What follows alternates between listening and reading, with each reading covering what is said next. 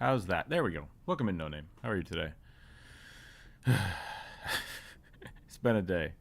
So apparently, if you put a link to your Patreon in the community posts, YouTube suppresses them. So nobody suggested anything this week. So we might be in for a fun one. It is the viewer suggestion. It is Wednesday. If you have a suggestion you'd like to have drawn and you didn't get to put it on the community post, feel free to put it in the chat now, and I will add it to the list. So otherwise, we have a very small list this week. Got to add my suggestion: small raptor folk ranger gunslinger who's only goes for big catches. Okay, that's the second raptor folk on the list this week. That's a little weird.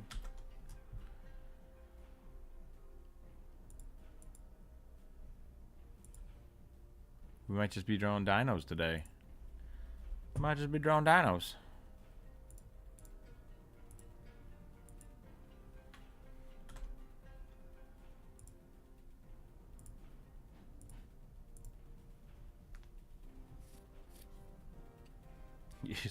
Yeah, I mean, there's a very good chance. If no one else shows up in the next, like, 30 or 40 minutes, I might just do yours. Just because. I appreciate you being here so early. Got a lot of stuff to do this afternoon, so I'm gonna try to get some stuff done today, this morning. While Jump Rope is around, so the boy will not be a total menace like normal.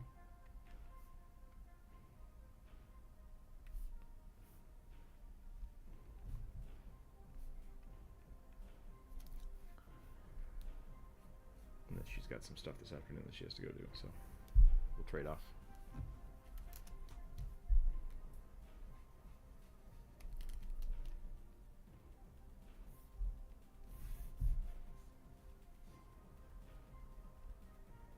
How's your week been going?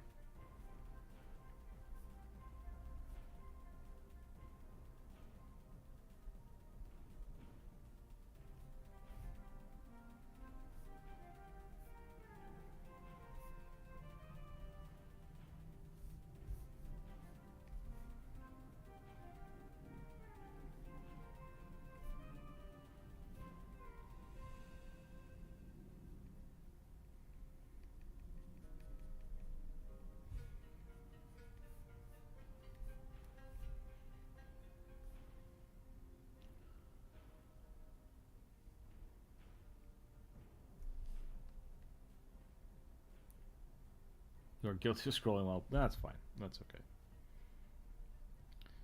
Nothing wrong with that. I need to get more music. I need to get new music. I like the music, but we need more of it. This looks like a rugby with a pet rugby. That's a little strange. That's a little bit strange. Corvus, welcome in.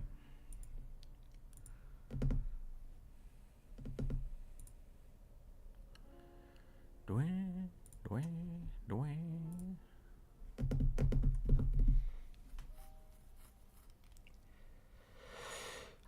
Wow. I should grab the drink.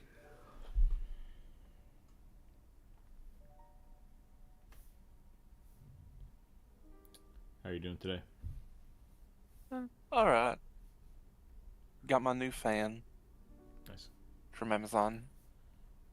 Is that like a box fan? No, a little stand fan. Gotcha. My old one, after about 5 years of constant use, finally died. Yeah. I love box fans because you can just do whatever you want with them. Yeah. I had one in our old apartment. It had like a little stairwell that between the bedrooms that would like go down to a landing and then loop back around downstairs, something like that. And it was always just like this weird, musky, horrible weed smell from the people that lived there before us. And so I bought a box fan and I stuck it right here so they would always have airflow going down, so I wouldn't have to smell the horrible, moldy stairs. That fan ran continuously for about 5 years, just nonstop. Yeah, there are some box fans at people's, especially here in the South, at people's grandparents' houses. Yep. that have been running for about 50 years. Yeah, super simple. They just won't die. They they look dirty and nasty because they eventually like collect every bit of dust that's ever flown by them. Yep. Yeah. And with box fans, it's not as simple as just popping the front plate off. Yeah, you gotta unscrew everything.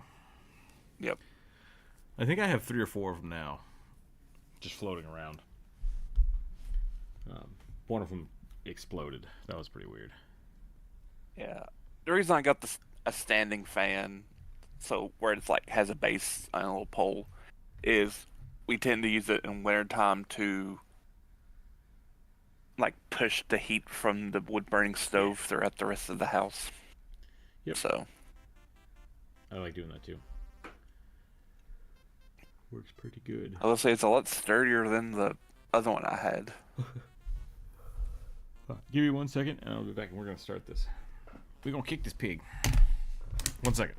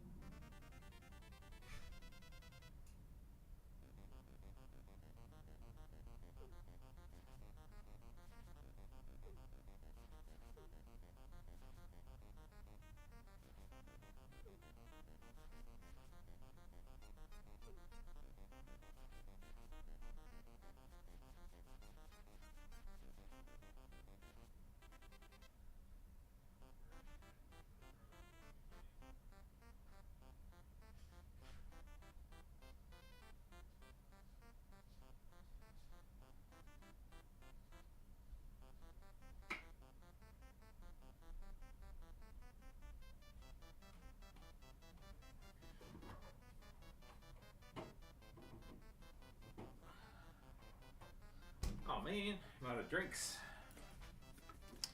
Oh well. Your fan exploded? It did. So, box fans do this. They use box, and they have a motor, and they got like a billion little things. I don't know what happened. I don't know if it got knocked over by a cat or it just got old. One of the fan's blades cracked. And so the fan started going Battered.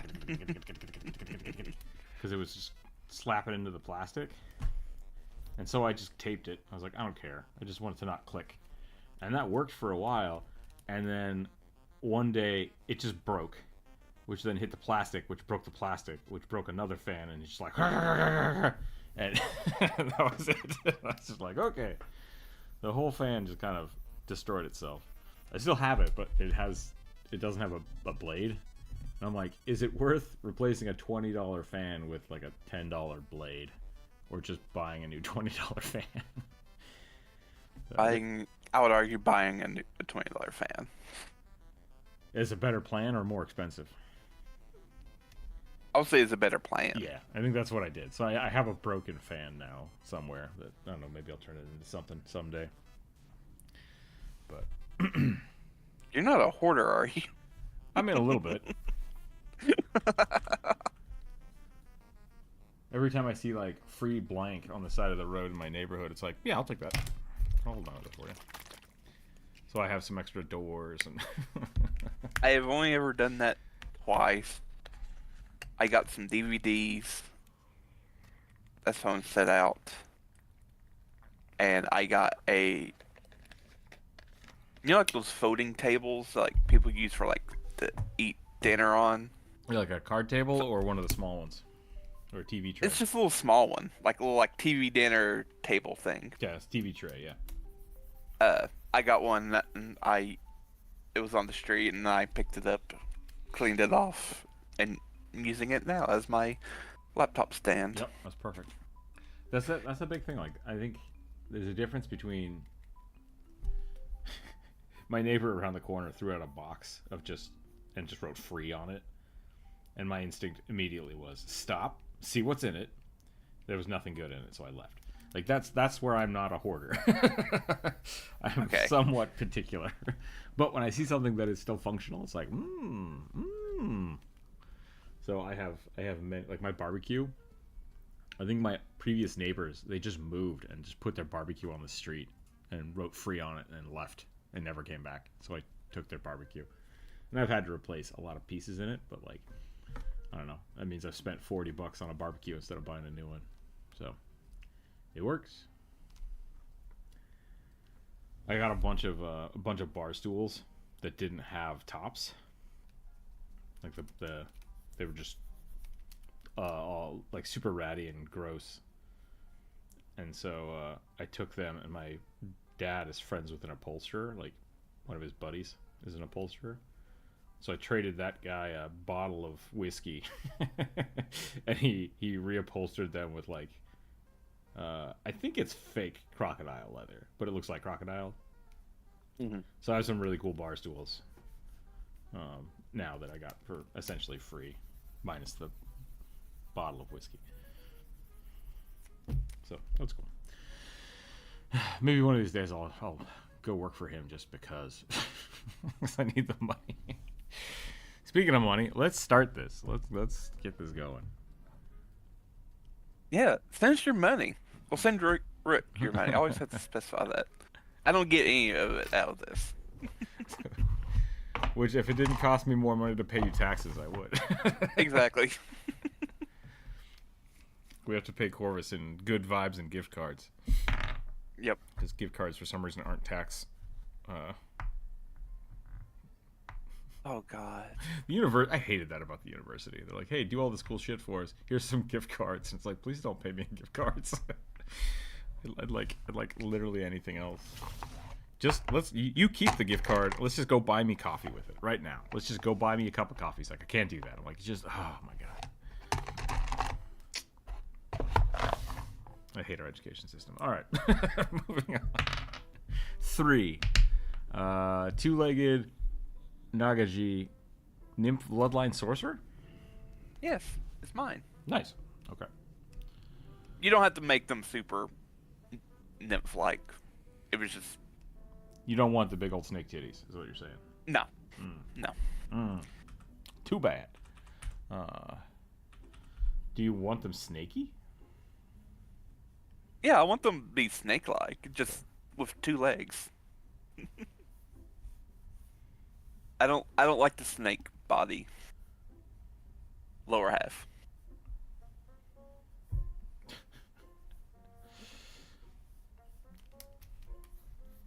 Saw a really weird meme last night.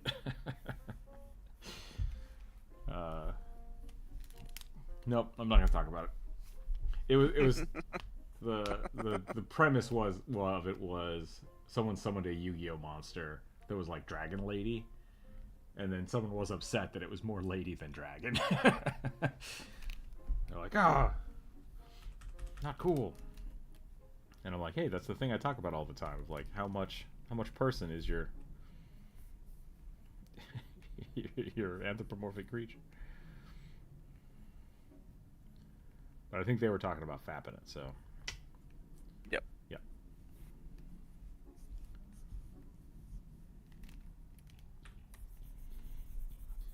We want to go super snaky. Okay. I like that they get a lot of them have little scale horns. Yeah, that I do think that's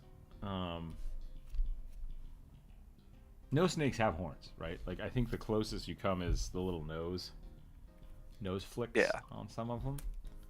But it's something about turning something anthropomorphic if it doesn't have ears that people, I think, just want to give them ears. Maybe to make them look more people-like. Well, some of them do have little, like, eyebrow horns. Like, there's one. Show me.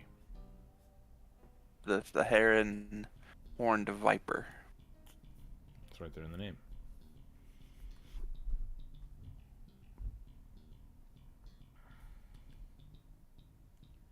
Oh, that's cool. Okay. Don't step on me, motherfucker. Brr.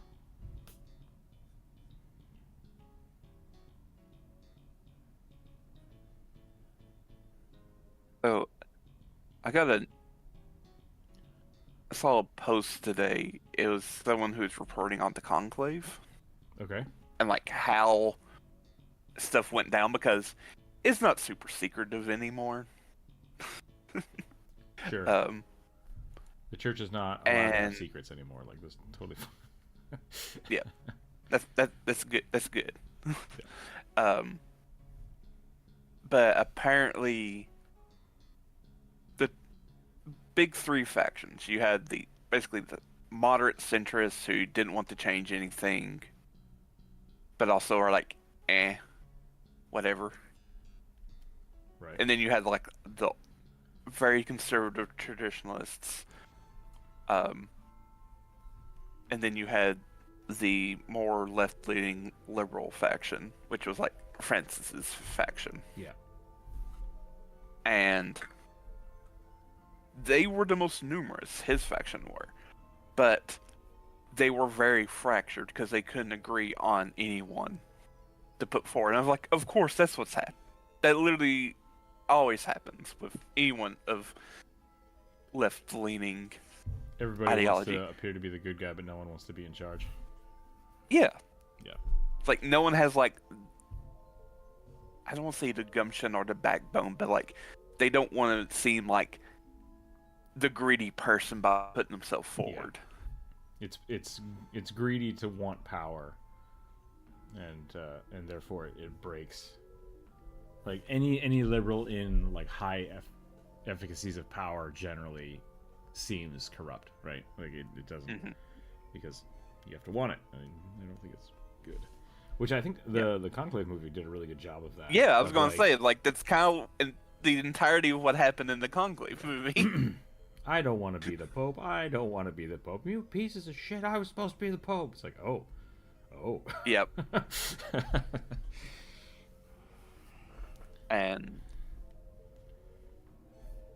But the ultra conservative faction realized quickly they ain't gonna get it. Yeah. So like they decided to go put their money behind not literal money, voting power behind a moderate. And I think like that's the thing that is wrong, I think, with our system. Like a big part of it is that the edges have become so polarized that these small factions on the edges have because we've gerrymandered so much that we're at 50-50, right? The reason we're at 50-50 is because the gerrymandering, like, we have to cheat, but just enough, right? And so it's a fight for who can cheat just enough to get that 1% lead on the other team. That now these people that have, you know, maybe 10 to 15% of that caucus can't, they can control everybody by saying, hey, if you don't do this, we will lose, and we will let us lose. And so it's bad. It's really bad. Yeah. And so we really do need to always elect someone kind of in the middle, because then these people lose a lot of power because they're like, hey, we don't want this. It's like, yeah, we can go with, like, we can lean that way a little bit, right? So the middle 50% should be the people that are making all of the decisions, and it's not the case because they're being held hostage by the smaller pieces. So I personally hate all the centrists though. Because they don't do anything. That's my big thing. Is the centrists that I'm talking about is Pelosi, Biden, Romney, to go on the other side of that line. So they that's don't fair. do much. I don't want you to think like, how do I say this? Like they don't want anything to change in any direction. Right. It's so this what is I'm, stagnation. my big thing. But that's why, like, the people on the farther sides of things can push legislation, right? And so that's where it should become, everything we vote on, everything we choose should be somewhat of the middle ground of like, hey, we need to do X. It's like, that doesn't work. I want Y. And it's like, well, we can do this a little bit, right? And we'll concede a little bit to this, right? We need to make sure we're not overstepping. But when you get pushed all the way to the left or the right, doesn't matter. Sorry, this is political agnosticism, right? Like, I'm not actually trying to. It's when you push one direction too far, all of a sudden you don't get any of this, right? So it's very much a we need the middle ground to have compromise. Otherwise, people just get disenfranchised completely. Yeah. And that's a problem. That is the problem. Because generally what happens is when one side fully takes over, the next cycle, the other side takes over. It just flips. And that's bad. Because people get lazy and don't vote. And so that's why a lot of physicists, welcome in, by the way. That's why, like, yes, like the previous administration here was very not a lot of shit got done, but shit functioned is the problem, is the thing. Like, it functioned. And I would even say, like, there's a couple things that that Biden did just force through, and it's like, ooh, that's dangerous. And now we're seeing the opposite side of that, right? Now they're like, oh, Biden did this, we're gonna do this. It's like, stop, please stop. Let's all get together and actually, like, make things work again, please. John Quaylen, welcome in. Welcome in. We got a little political there, but we're drawing snake people, so it works out. We're allowed to. We're American. It's fine. It's super early. Yeah. The only people that are up right now are at work or watching C-SPAN. It's fine.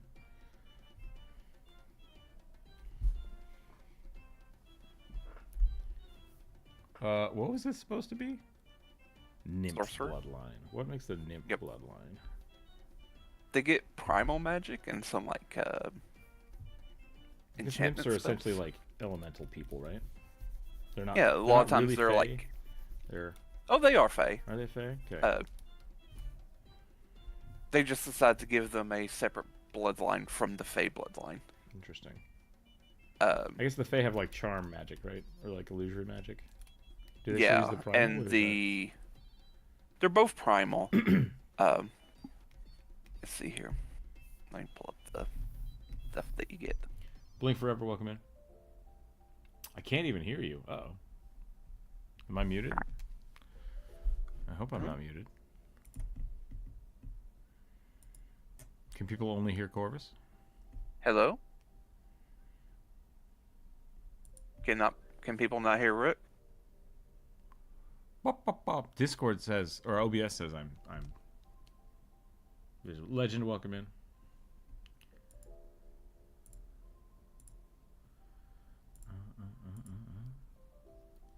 Maybe Blink just can't. Yeah, it's clear now. Okay, cool.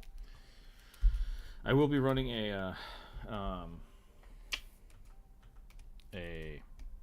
forgot to do this. I need to do this today. I will do this later. I'm going to be running a sale on commissions for the rest of the month. Nice. So I might be knocking like 30% off my prices, I think, something like that. I haven't had a commission in a little while, so I might just have to lower my prices, period, but we'll see. We'll see if it's a money thing or if the economy just sucks. People aren't getting commissions right now. Sunday. I went to an Office Depot because it was going, they were closing that Office Depot. And they were like, everything is 40% off. And I was like, hot damn, I'm going to go buy some pens and some Post-it notes. It's going to be amazing. Because you always need more Post-it notes and pens. But I went in there and like they were like 40% off, $15. I'm like, I'm not spending $15 on pens. What the hell? And yeah, I don't know. I don't feel like I've been to a good sale recently without the sale being kind of a scam. Hey kid. You should never pay $15 for a set of pens ever. I like buying boxes of pens though. Like that feels good. Like buying bulk art supplies and then you just have it forever. It's great. Yeah. Like there's this. Gotta go right now. No problem. Thanks for coming in. There's this thing that people do where there's things like I don't get stationery shops. Right. It's just like this. I can buying a fancy small pack of paper. I'm like, I I don't see the point. So That's me. I'm an art nerd. Yeah, Mm-hmm. like this is not new to anybody. And I used to go to like stationery stores, and I would go to there's an art supply store for BSU that was amazing. And there is something nice about like getting nice paper or nice pens like that. But yeah, they're always like, "Oh, why is this pen $9 when you can get a pack of 40 of them from a supply store for $5?" Yep. And that's the stationery stores really are a lot of kind of eclectic things that you normally wouldn't be able to buy anywhere else. Like I remember the one I went to had a lot of stamps and like scrapbooking stuff because those are hobbies. Like they're Yeah. hobby art stores. So Like, mostly it's expensive because it's really hard to buy those without buying like, oh, you have to buy a ream of 1,000 of them. It's like I just need one. I just need one page. So there's this thing that like I'll occasionally get like things for, and apparently like every year there's like a line of like there's like a stationery awards that go on in Japan, and I for some reason get them. Just like, this is just a dumbass pen. I'm sorry. I don't care. Why are you showing me this? I get that I'm a weeb, but like I'm not this much of a weeb that I care about Japanese stationery. it's a thing, man. Like there's something nice about a good rubber eraser. Like opening a good a new rubber eraser. Druid will know what I'm talking about. But so yeah, like it's just a hobby. That's all it is. It's like the same thing of like if you go into a hobby store full of trains and you're just like, this is stupid. Nobody likes this. Somebody loves it. Somebody loves it to death. Yeah. So they're willing to I pay don't premium have for hobbies. nice little trees. Like, at least not like that. See, welcome in. I feel incredibly boring compared to people who have hobbies. Well, people who have hobbies like that, which maybe we can even include Magic the Gathering and Warhammer into there. Mm-hmm. It's really for people with just extra money. Yeah. I think that's all it is. All hobbies take money, but like stationery really is a suburban middle class thing to do. Yep. Stuff that you would do. Mm-hmm. Oh yeah. I got boxes of hole punches and shit. Yeah, I remember I was taking a sociology class on family and stuff like that, family dynamics and everything. And they were talking about like families who have kids and like whose parents have like signed them up for everything in the world. Mm-hmm. Just like to not keep them home and to keep them busy. I'm just like, that. What is that? I've never heard of that. And it's just like didn't do extracurricular things in like school for the longest time. It wasn't until high school that I started doing stuff after school. It was just such a weird thing that like parents would like sign up kids to do stuff. Yep. Like a lot of it is money, right? Like that's part of it. Yeah. We didn't have money to buy. Like my sister, I think we did basketball when I was really little, and then the next year we only had enough money for my sister to do basketball, and I was like, I don't really like basketball, so that's fine. And that was like that's all it was. And then after that, it became my sister doing like volleyball and marching band, and I was like, yeah, I don't need to do that. My parents were like, we will find a way to make the money to do that if you want to do this, and I was like, I just don't. That's fine. So like, I think there's part of it that is a money based aspect of it, and part of it is because you can just go play basketball in the park for free, right? Like do that, but not as they don't organize the teams all the way that way.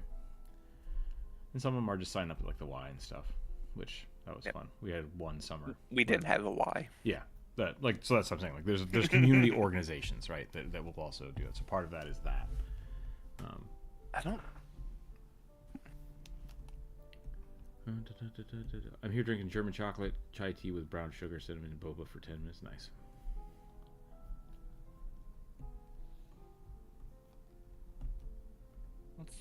Why? 100 degrees and you're still wearing a coat? Oh man, I don't get that. We had a really hot day maybe a week or two ago, and there was a woman that I saw walking around the neighborhood in like a full parka. And I'm just like, what are you doing? Like, how are you alive? I kind of want to put shorts on today. Which, oh man, people that want to melt themselves in a sauna while they're walking, it's just like, I don't understand. I don't understand. Yeah, I just googled it. The closest one, With the YMCA? yeah, Okay. is about 45 minutes away. Yeah.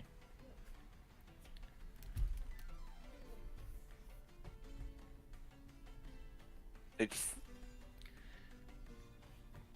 You're living in a remote place though, so that's also like, yeah. my cousins that lived in McCall did non-stop sports, like so many sports, but that's because they did live in the middle of nowhere, and so there wasn't a lot for them to do. So on Saturdays they would drive 2 hours to Boise to participate in like soccer games and stuff, because they just didn't have anything around them. It was like, well, we could go swim in a lake or play in a field. Those are the options. Go hunting. Yep. Yeah, I went to the skate park a lot. We had a skate park by my house that got built when I was like 14, and I was like, oh hot damn. like, I didn't go to friends' houses because I didn't have any friends that like lived near me. I still don't. Time to move. Like, part of me misses being in a city a Yeah. little bit, or even just like a bigger town. Like, I don't even live in the town near me.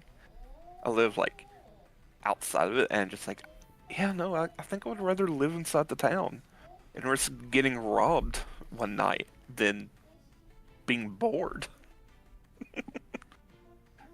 I mean, I don't want to. Corvus, you should move. I know. You should move.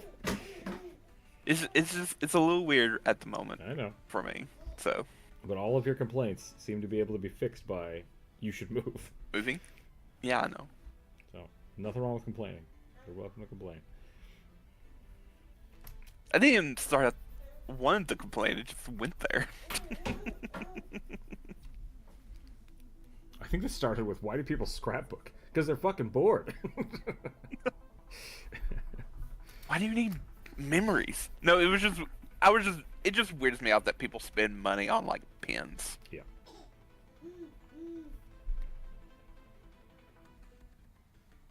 There is that level of just like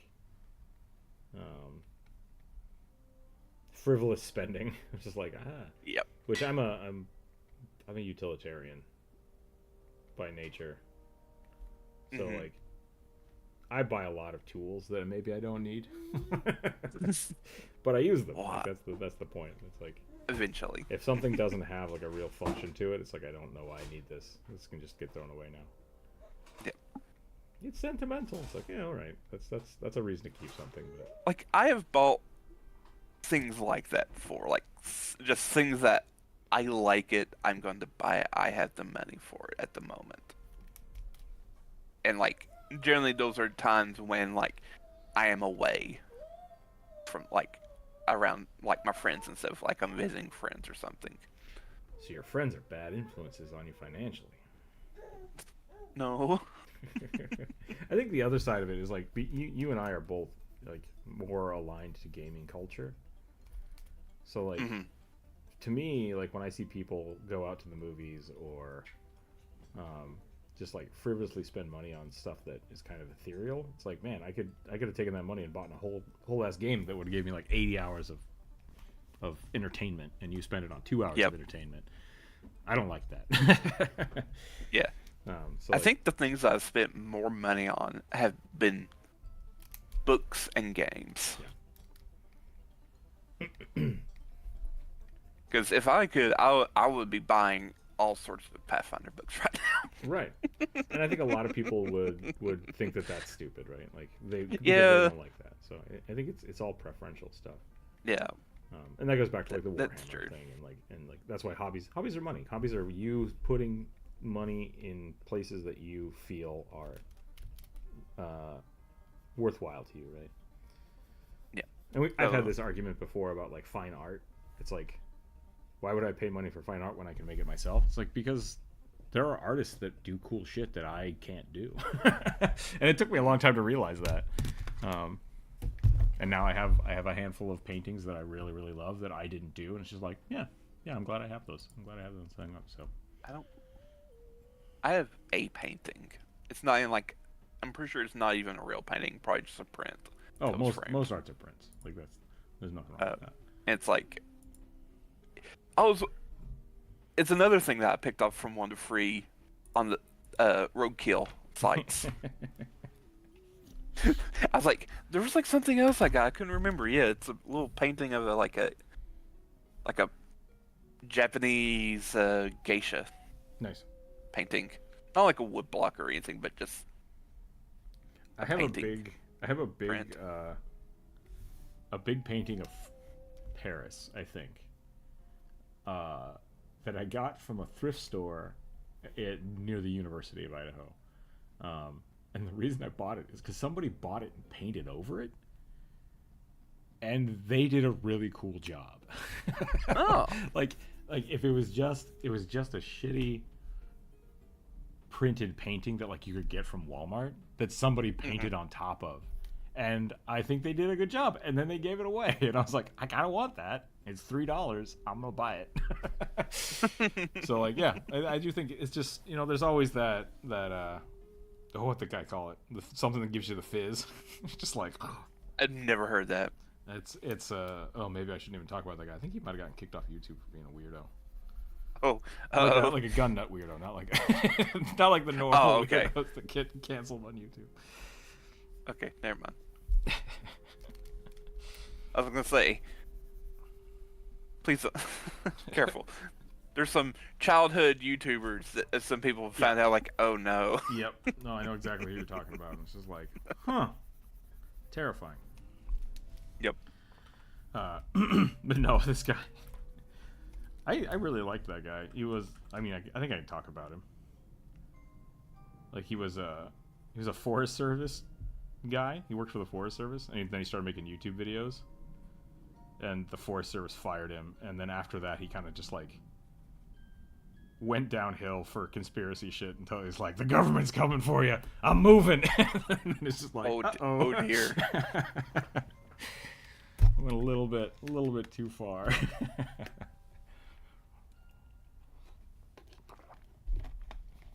They pulled what was his name? Rodney Quaid? Rodney Quaid.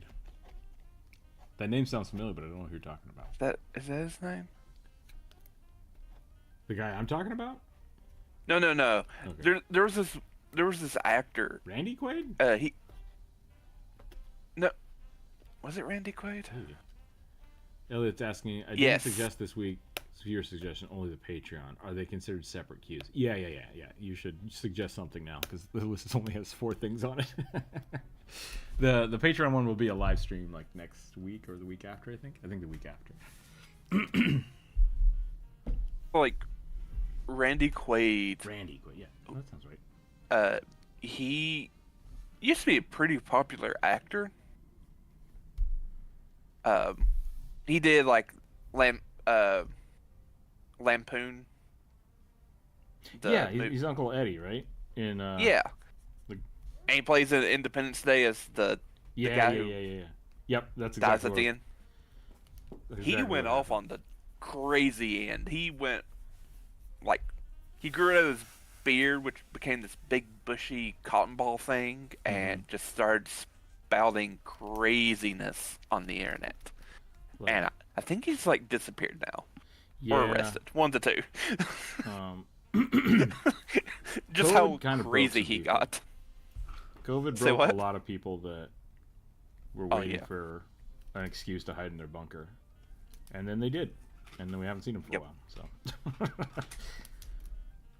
And his brother is also kind of crazy. Dennis Quaid. Yeah.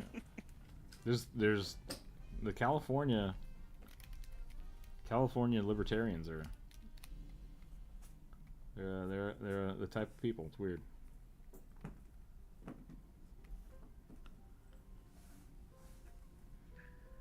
Don't know what I can do different here to make him more Fae inspired or nymph inspired. Maybe some moats. I keep thinking of like water nymphs. Like that's the only thing I can think of. Yeah. Well, there's like dryads. They're a type of nymph. Excuse me. So he needs some vines. Horns. What you doing, kid? Hi. Playing with blocks. You got blocks? Yeah. Yeah. Mm-hmm.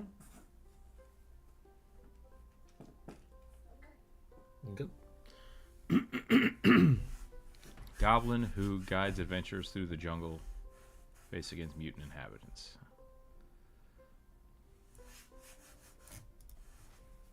It's on the list.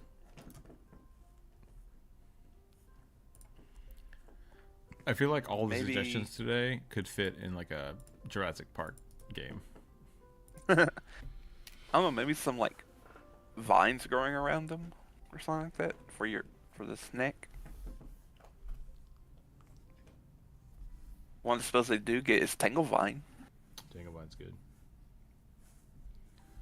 I loved Tanglevine when I was like, what level were we? Level 10? When we did the drug bust? When did we do a drug bust? Fought the giant spiders. Oh yeah. Okay.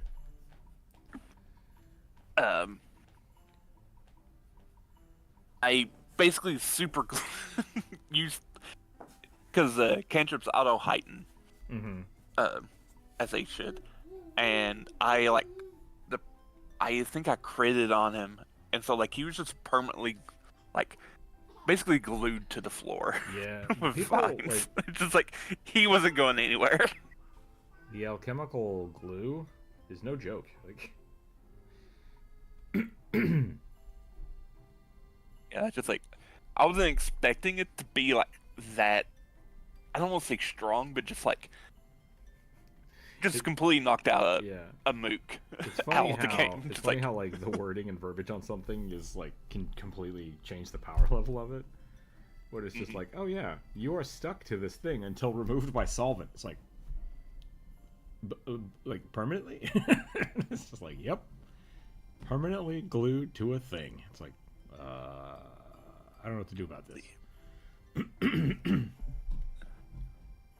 Your feet don't work no more. It's like, oh no. Okay. Yeah, so I think it was heightened to 4th level, and I critically succeeded on the attack because I think there was such low. It was a low level mook, and it just he wasn't going anywhere. He was rooted to the wall. Looks like the snake is casting goblin. Yeah, I guess it does, doesn't it? I summon rugbies. I think there's a wand of sticky tar or something, isn't there? Let me see. Maybe it's a staff that lets you cast. I might be thinking of like a staff of grease from Pathfinder First Edition.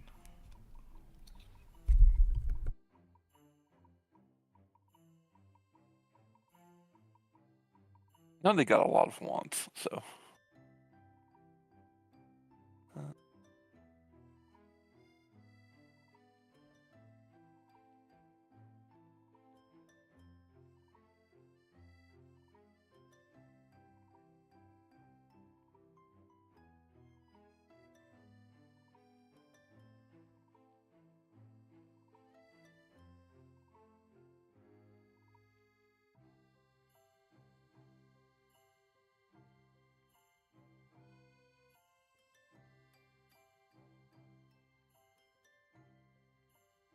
I don't know.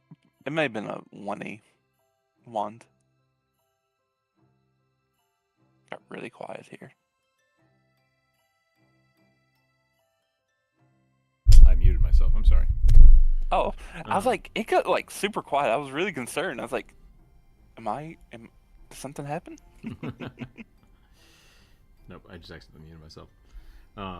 Yeah. Like, you could easily just take that and make it a wand, you know, or a spell or something. The Grease Wizard is still a really funny build. Like, you take Grease, you take Wall of Force, and Black Tentacles. That's all you need. It's the only 3 spells you need. Oh, and maybe Levitation. Levitation is the other one that my friend added to that. So, you cast Levitation, and you float. Then, when people start coming at you, you cast Grease, so they fall over, and then you cast Wall of Force, so they can't come at you, and then they can't stand up, and then you Black Tentacle the floor, and they just get killed. I think they got rid of Black Tentacles and turned it into Slither, where you basically summon snakes everywhere. Yeah, and I think there's also, for 5e, I think they changed it into Hunger of Hadar. Yeah. I think it's the same thing. Black Tentacles in 3.5 was the broken bullshit. Because every single round, it's like, oh, you're in a 60-foot circle, and every time you step, you get grabbed. So you're just like, and taking damage and just getting crushed by weird anime tentacle bullshit.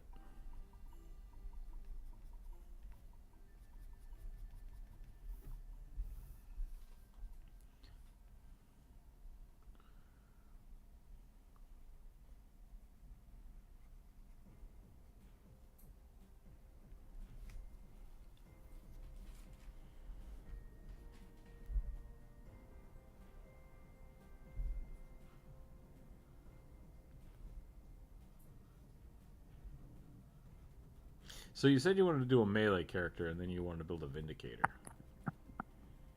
Wait, yeah.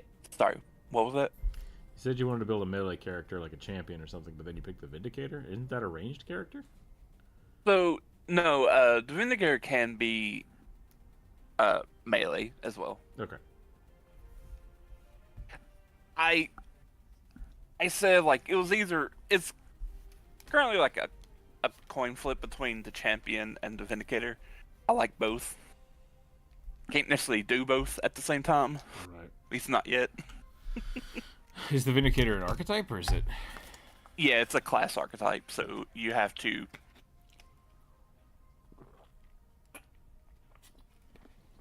so like the way it works is like when you pick your class, you take it, and then like at level 2 you have the dedication automatically applied. Gotcha. I've always And wondered so what like Snake it's Foot- not until like level 6 or 8 until I can like start taking champion. yeah, or something else. Yeah. I always wondered why snake folk don't get more strength-related abilities. Their whole anatomy is basically muscle. I think the reason behind that is because you were changing their anatomy. Like, you either have to, because like the monstrous ones do get strength bonuses, but they are pretty much snakes with snakes on their hands. I will say the Nagaji does have a +1 to strength. And so, okay. So you are keeping the banded muscle, which is good.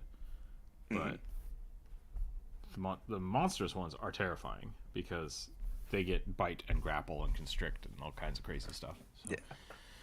But the other side of that is there's a lot of, like the pure blood Yonti, they're just fucking people. Like, it's just, I hate it. They're just people. They're not even snake folk.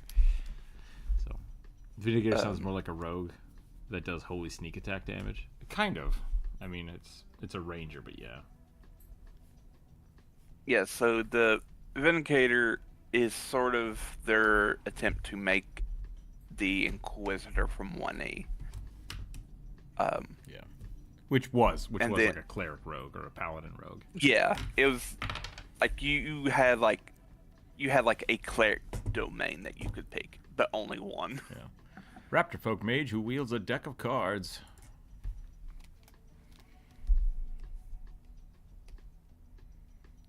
Doo-doo-doo.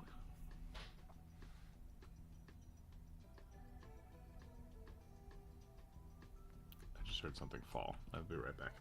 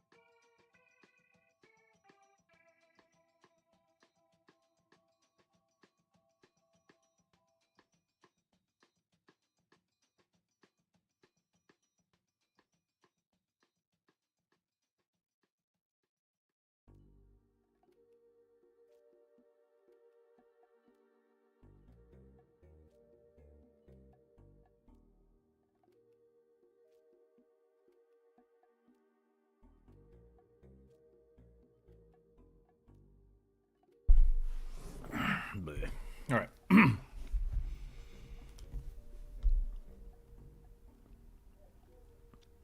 The other option I was considering for Mhm. like the class was the Avenger, but they don't get any focus spells, and I want to at least have a focus spell to throw out occasionally. I'm slowly, like, I felt that same way with my champion. Hmm. But then, like, what the hell is the spell called? Righteous liturgy Litany. wrath has I failed thought that was an ability. most of the times I've used it. Mm. So, like, what'd you say? It sounds like an ability. I thought the litanies were like not focus spells. They are. They're focus spells. Yeah. Basically, everything that's a supernatural ability is just a focus spell.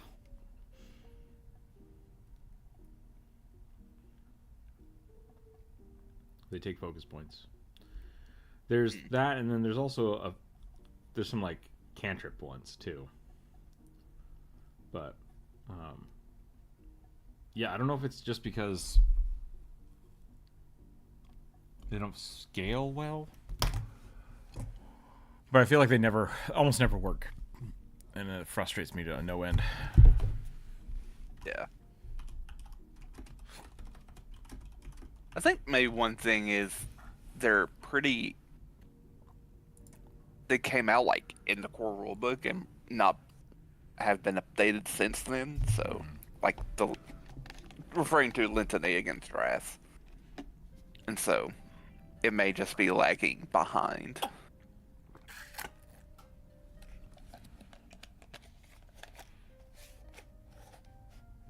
It could also be that it's we were having. I don't say we were having issues with Druid, but like the first when we were playing them originally, Druid was throwing really high stuff at us, Hmm. and so like they just make a save and they just always won. Yep. So that could have been part of it. Yeah, it's just a will save, which like most of the things you fight have massive will saves. Yeah, especially in Druid's campaigns. So that could be part of it. But so I've been opting to get more things that give me more rolls versus forcing me to cast spells and stuff. Yeah. Because, like, the Avenger is... The Avenger's supposed to be like a ranger. It's essentially the remake of the Slayer, right? Slayer, which is a rogue ranger. So they get a lot of, like, the ranger feats, like the twin takedown and stuff like that. Mm-hmm. And they can wear medium armor and stuff like that. And they get to sneak attack with their deity's favorite weapon, so you can sneak attack with a greatsword if you wish. Yeah. Which I have tried that build, and it was okay. The problem with that is that most deities' special weapon is like, it's a net. It's like, god damn it. Yep. As I think I No, I would originally wanted argue to take most of the them are Slayer's daggers. dedication I think with daggers is like the most common Okay. deity weapon, which is fine. I wanted to take the Slayer dedication with finite, but the problem was the grandmother spider's special weapon is a bola. And it's like, Yep. So I get an additional D6 on a D6 weapon. Don't care. So I went for the Oracle route and got some focus spells, and they've been A. They've been A. I say you should at least have some cantrips to throw around. I do. Like, I have the one that gives people armor and protection and stuff, which is fun. I made this mage super buff, but lizards don't really have fat, do they? I mean, they do. I don't know if you get chunky lizards. I don't know. I'm just thinking, like, lizards are pretty lean. Yeah. Like, I don't think they stack fat the same way we do. yeah.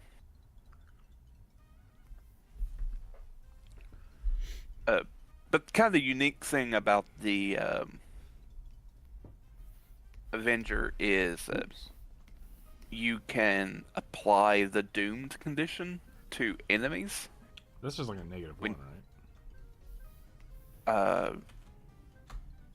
No, it's just like it's basically allows you to just insta kill people Oh. eventually. Oh, because you have to like stack it up so many times and then they just die, right? Yeah. Okay. I thought that Doomed was like a permanent Bane debuff. No. But if you can only hit him once with thing, how do you get more stacks of Doom? So at level 10 they can get Shadow of Death. Strikes you make with your deity's favorite weapon against creatures with the doomed condition have the death trait. Where's that at then? Have the death something trait? Yeah, so your weapons gain the death trait. Oh, so if you okay. kill them, so if they just have doomed, and if you drop them to 0 hit points, they immediately die. Immediately die. That's cool. Except that's how we normally play the game. Yeah. What But was it, guys? normally it's, but they have a way of applying doomed. I'm trying to figure out how it. Yeah. Zealous inevitability. You channel Zealand through a sacred weapon, bringing your foe closer to their demise. Strike a target with the required weapon. On a success, the target becomes doomed 1, or increase the value of doomed by 1 if they were already doomed. Oh, wow. Creatures doomed this way take a status penalty to their saving throws against divine spells equal to their doomed value. Okay, that's kind of what I thought. Yeah. This is a level 6 feat. A creature that would be doomed 4 by this strike can attempt a will save against your class DC to avoid increasing the doom value. When this occurs, this ability gains the incapacitation trait. So it doesn't really affect undead. Gotcha. But living people. Yeah. Still cool. That's pretty neat. I remember. I think that's why I didn't. Maybe not went with that one because we've been going up a lot against undead. Yeah. It's like I can't use incapacitation traits against undead, which is weird. I don't want to play the character that's not optimized. I remember Jump Rope and Kevin the Necromancer and Lars. I threw a big old boss at him that I just wanted, like, I wanted this guy to, like, run around the room and just body them. Just, like, throw them around. And they're like, this guy's too fucking tough. And then Kevin the Necromancer realized that he had kind of a weak will resolve. So all three of them just started, like, putting debuffs on him until he basically just withered away.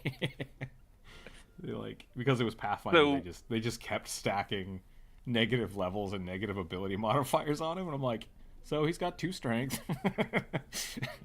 Jeez. And they just punched him to death, and I was like, damn it. That was brutal. I've never seen someone take somebody out like that. It sounds kind of like what we did to that one, like, Minotaur skeleton we fought. Kind of, yeah. We just slapped all sorts of debuffs on him and then just punched it to death. Bullies. It was pretty great. You were in on it too, so Yeah, it was pretty great. don't waggle your I'm finger aware. at me. Welcome, I'm Druid. not happy about it, but I'm aware. It never feels good to have your big bad guys just. I can't remember the spell Kevin used on him. I think the spell I used was enfeeble. Yeah. I was like, can this even work on undead? It can, yay! That's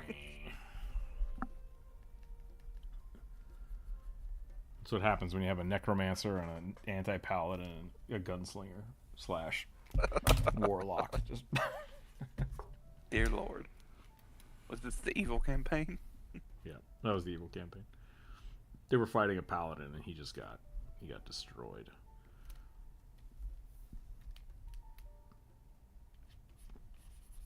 How you doing, Druid? I'm okay. Eating lunch.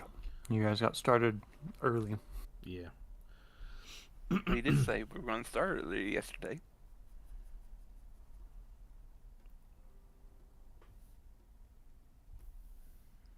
Gila monsters get pretty chunk, is what you said earlier, right? Yep. I think I've seen some fat lizards, but, like, I don't think that's the norm. Yeah. Agreed.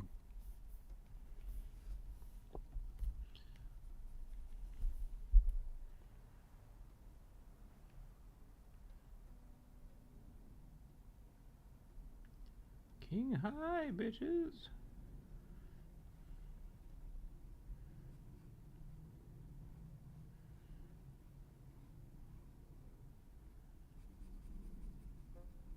Riff riding down, keeping like, what's up, bitches?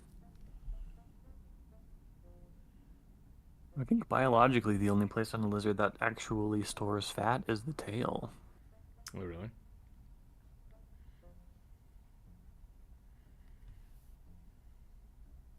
Especially on species that will drop their tail My food. when threatened.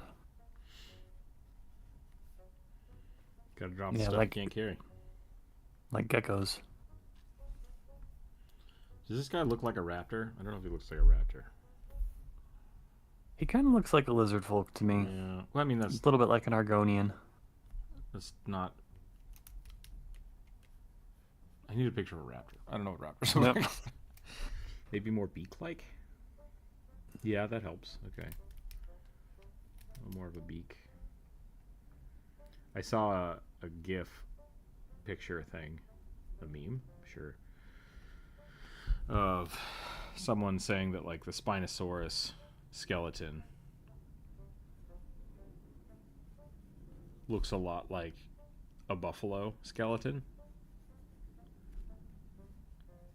And so then they drew a picture of a Spinosaurus just really chunked out, and it looked great. See if I can find it. I still love the T-Rex, or when artists take the T-Rex and give it the chunky chicken treatment. Yeah, sue the raptor as a big chunky. Yeah.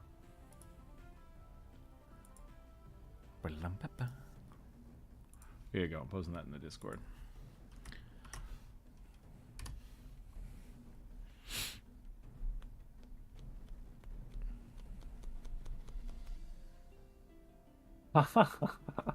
Wait, that looks like Devil Joe. Right? From yeah, from Monster Hunter. But without the pickle tail. That's hilarious, actually.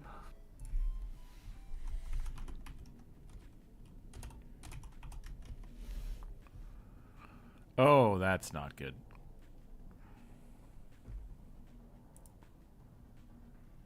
Well, I got a commercial. I can't see you. No, don't worry about it. I typed in fat T-Rex and the internet has let me down again.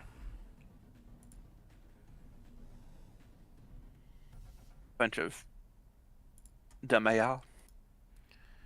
I don't know. Maybe that's what it is. Excuse me. Sorry.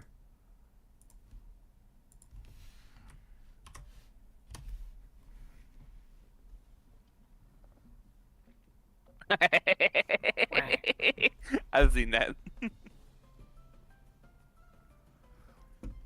Da, da, da, da, da, da, da.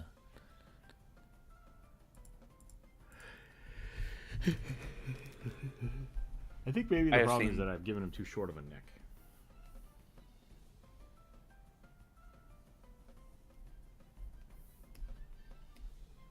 Yeah.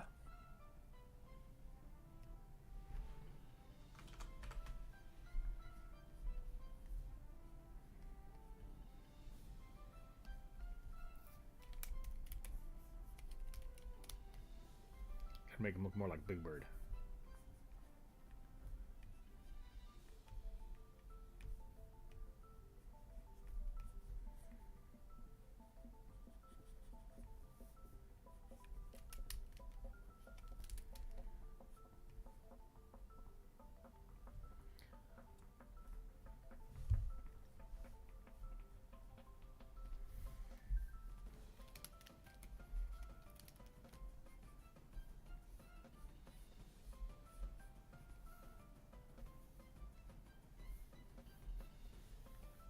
Did you want to draw today, Druid? I can move over.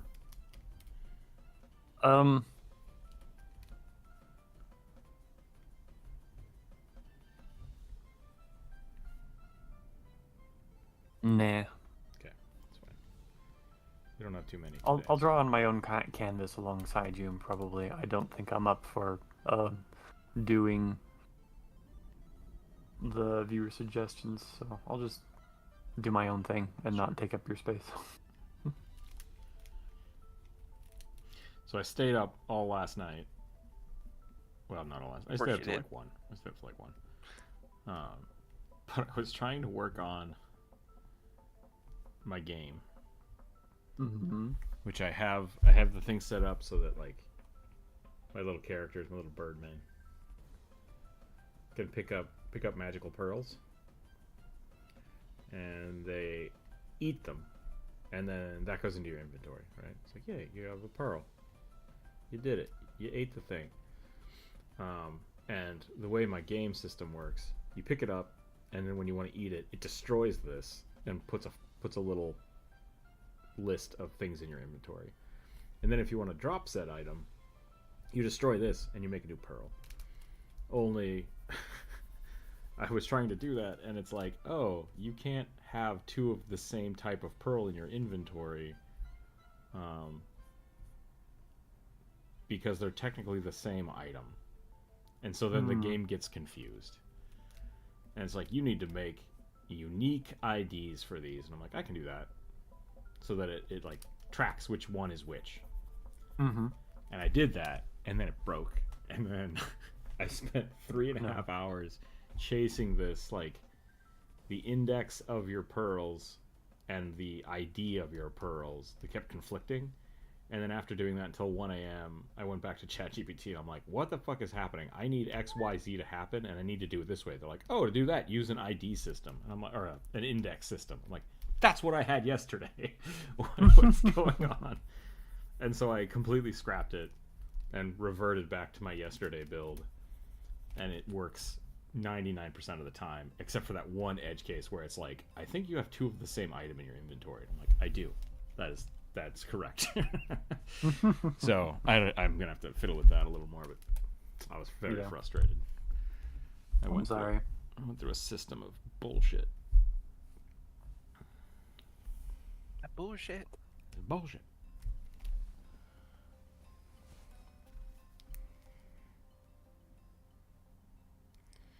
Man, Verizon really wants me to upgrade my phone. It texts me like every other day, and it's like, we will give you $800 to trade in your phone right now. I'm like, no, stop it. Stop it. That's a lie. Like, I know it's a lie.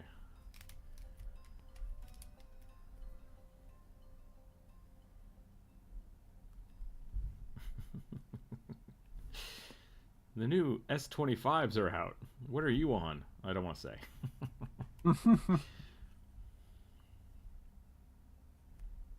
Why do you care?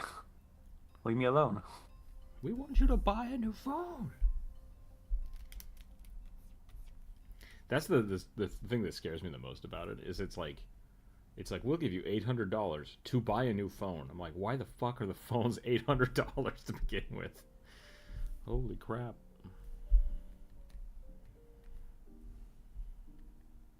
Well, all of our microprocessors and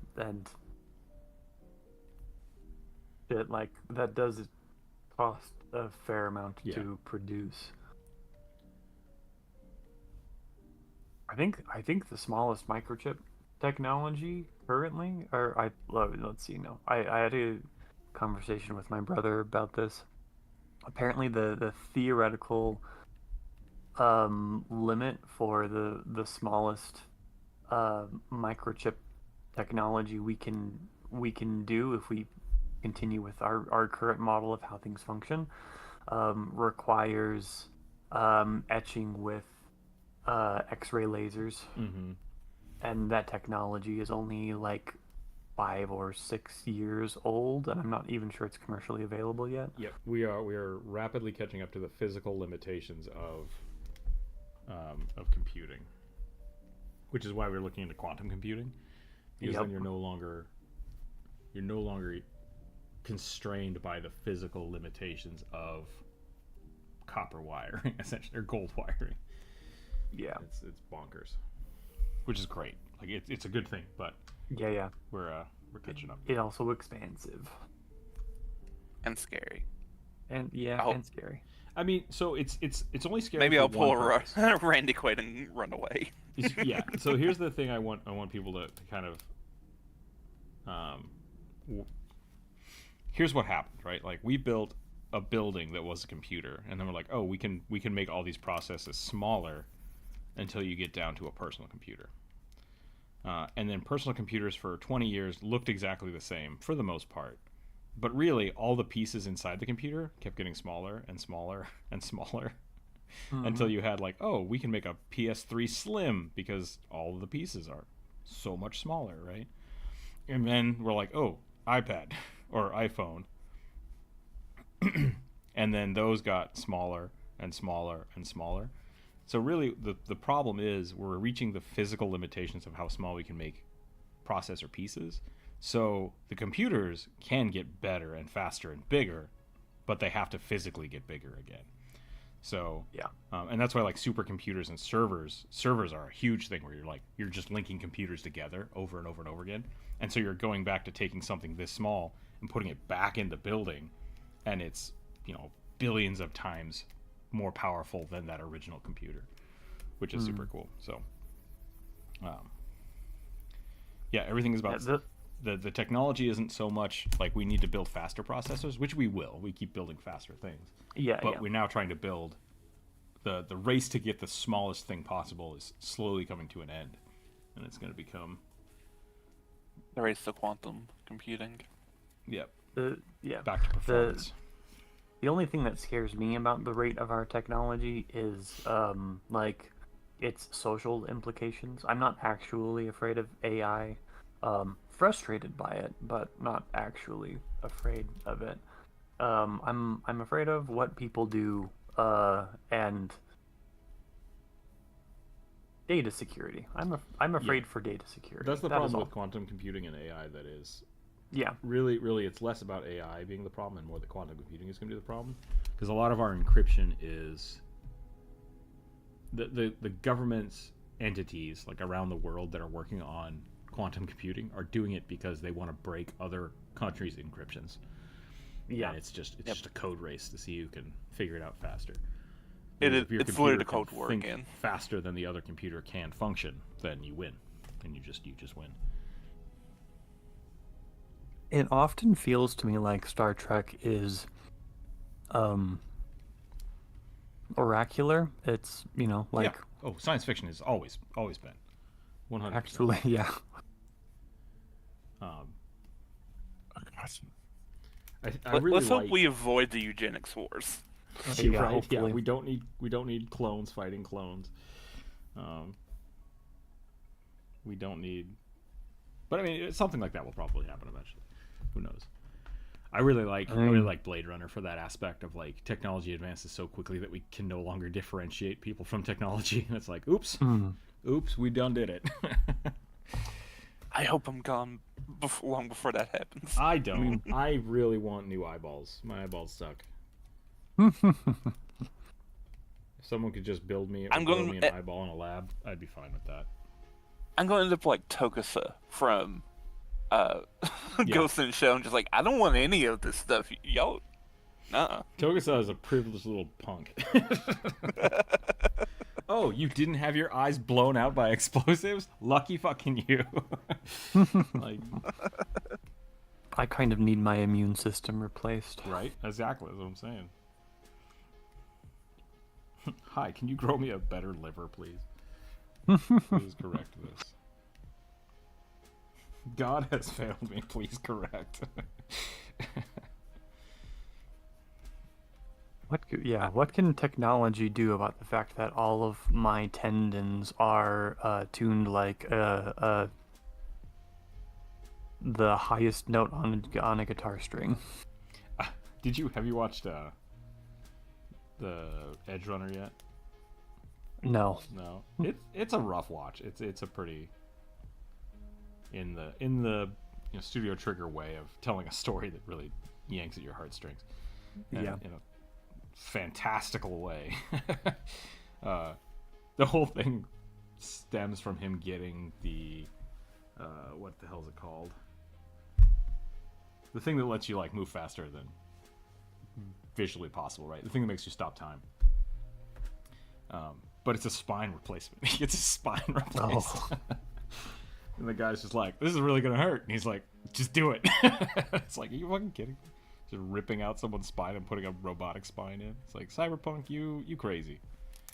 You're a little too crazy for me right now. Indeed. I was watching I figure we'll get to Gattaca before we get to that. Sorry, Exactly, of yeah. course. That's fine.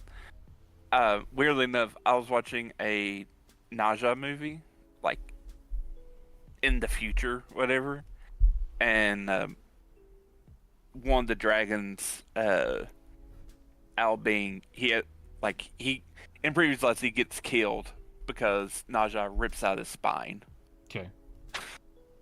and in the future he's brought back, and because he has a massive steel cord spine implanted into him, and just like, dear Lord, it felt very cyberpunk. That movie did.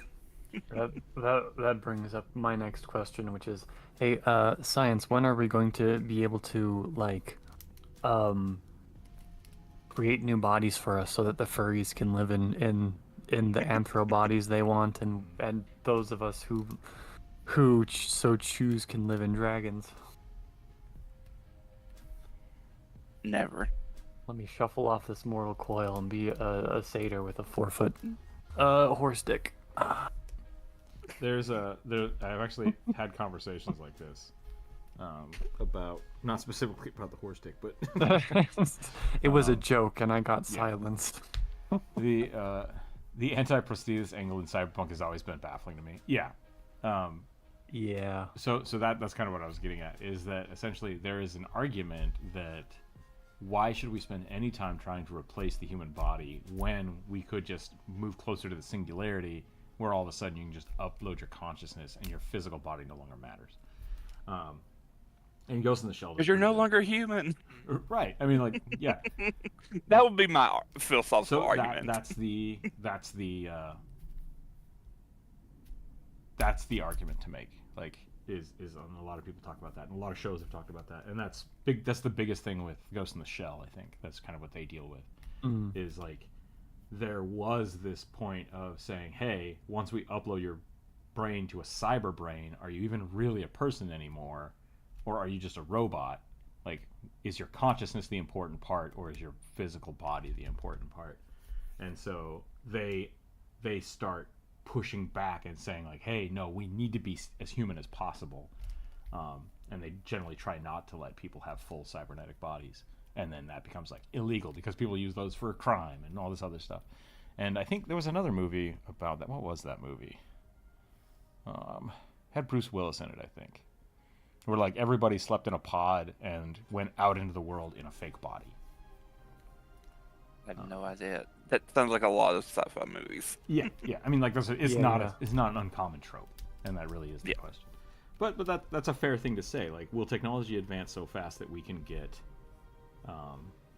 artificial bodies and artificial sentience and upload your brain to the collective or whatever into the metaverse before we can actually, like, clone and replace parts of our body? I That's a personally good question. hope not, for a simple fact, too many private and government organizations are involved in all this stuff, and I don't want any of them mucking with my brain Yeah, or consciousness. and So, that's another argument of Ghost in the Shell, right? Like, they talk about that too. It's like, oh, if you do get this, like, you get a cyber brain, you're now indebted to the company forever because they can't take it back, but they basically own you because they made you, and they are the ones that have to service your body and your brain. And it's like, that's terrifying too. Having replacement limbs doesn't make you less human. Yes, like, right. I don't want to try to make that argument at all. No. Like, But it's the ship of Theseus, right? It's the ship of Theseus. Yeah. If for those of you that don't know what that is, if you have a boat, I drew a person to keep it in theme. But if you have a boat, the ship of Theseus, right? And the mast breaks, and you replace the mast. And then the boards get rotten, so you replace the boards. At what point is it no longer the ship of Theseus because you've replaced all the pieces? If you've replaced every aspect of everything 3 times over, is it still the same ship? I think the actual, like, the original story is saying, like, if the ship of Theseus is in a museum, but the wood keeps rotting, and so the people in the museum just keep replacing the individual boards and planks and the mast and the ropes and the rigging. At what point is it no longer the actual ship? And that's what we're talking about here, right? Like, if you get a fake arm, sure, you're still 90% you, but at some point, if you've replaced every piece, where does it stop being the original and become a replica? Yeah. I think the film you're talking about is Surrogates. Yeah, that is. I think you're right. That was an okay movie. I'm kind of. This is going to be a weird thing to say, but, like, we've talked a little bit before about how close we are to being able to 3D print functioning organs. Sure. Yeah. So, like, I haven't seen it. I think it's a Netflix series, but there's a series about a guy who I don't wait, is it called Expendable? A guy basically signs away the rights to his life because he's completely miserable, and a company basically uploads his consciousness, and they will 3D print a new, like, you're talking about Mickey mag 17. version of. Yeah. That was good. I watched that. It was weird. It was a weird movie, but it's good. Yeah. But, like, I kind of think we're probably going to reach that point before we reach a cyberpunk point where everybody become robot. Yeah, because I kind of think that like I think that most of humanity is not going to be comfortable inside a robot. I think most of humanity is gonna want to continue to be a flesh bag. yeah. There's yeah. Go watch Surrogates. That's basically what they talk about. Um, the problem with that assumption of saying like, oh, we'll get there first, is both of those situations require transfer of consciousness, right? Yeah, yeah. And And that's functionally, there's very little difference between the two, right? yeah. Once you can digitize a brain, it doesn't matter what your body output is. You put it in someone else's brain? Do you put it in a new body of your own clone? Do you put it in a robot? Do you just make a virtual body of yourself? Like that's the biggest thing. If as soon as we hit this, virtual reality like the Matrix is the next step, right? And then it's a matter of, can you map it back into the real world? And then how can you tell the difference between virtual reality and the real world? So like that's the big step from there. From what you're talking about, like right now we're struggling with, I was just looking this up for some reason. Don't ask me why. I don't know. Like, can you transplant limbs from other people? And the answer is yes, you can. So like, if you lose a limb, you could transfer, you could get a cadaver limb and put it on there. The problem is the cost to do that, the complexity of it, and the outcome of doing it are usually not better than giving someone a prosthesis. Right. Which I would argue, fuck you, I want my eyes to work, right? Like, I'll take a cadaver eye, but the thing is, it's not just that. It's not that simple. It's a very, very complicated, multi operational, not like different operations, different schools of operating, right? To reconnect anything. And then for the rest of your life, then your body may also reject it in the end. Exactly. For the rest of your life, you're taking immunosuppressants to keep your body from rejecting that, which just weakens your chance of living longer anyways, right? Because you're weakening your own immune system. And so it's like, can we do it? Yes. But will it give you a better quality of life? That's debatable, and especially for the cost and the risk. So that's why we don't have a lot of limb transplants, because it's a huge undertaking. And so if you could clone your own limb, you might not have that rejection, right? That reduces risk. Right. That's great. So once again, like 3D printing an organ is different, right? Maybe cloning your own body is different. Those are all things. I think that's kind of where we're going to be getting to in the near future, versus like consciousness swapping, because there's going to be a huge ethical problem. Like even if we discovered it tomorrow that you could download your consciousness into the whatever, it's going to be 50 years before people sort out whether or not that's a legitimate thing that we should allow to do. Right. So there is no way in hell I'm going to let Microsoft keep my consciousness in the cloud. And so it's what do you store on that? What happens? How do you prevent your consciousness from just blooping out of existence? Like, if you do that, are you destroying your physical body? Are there two of you?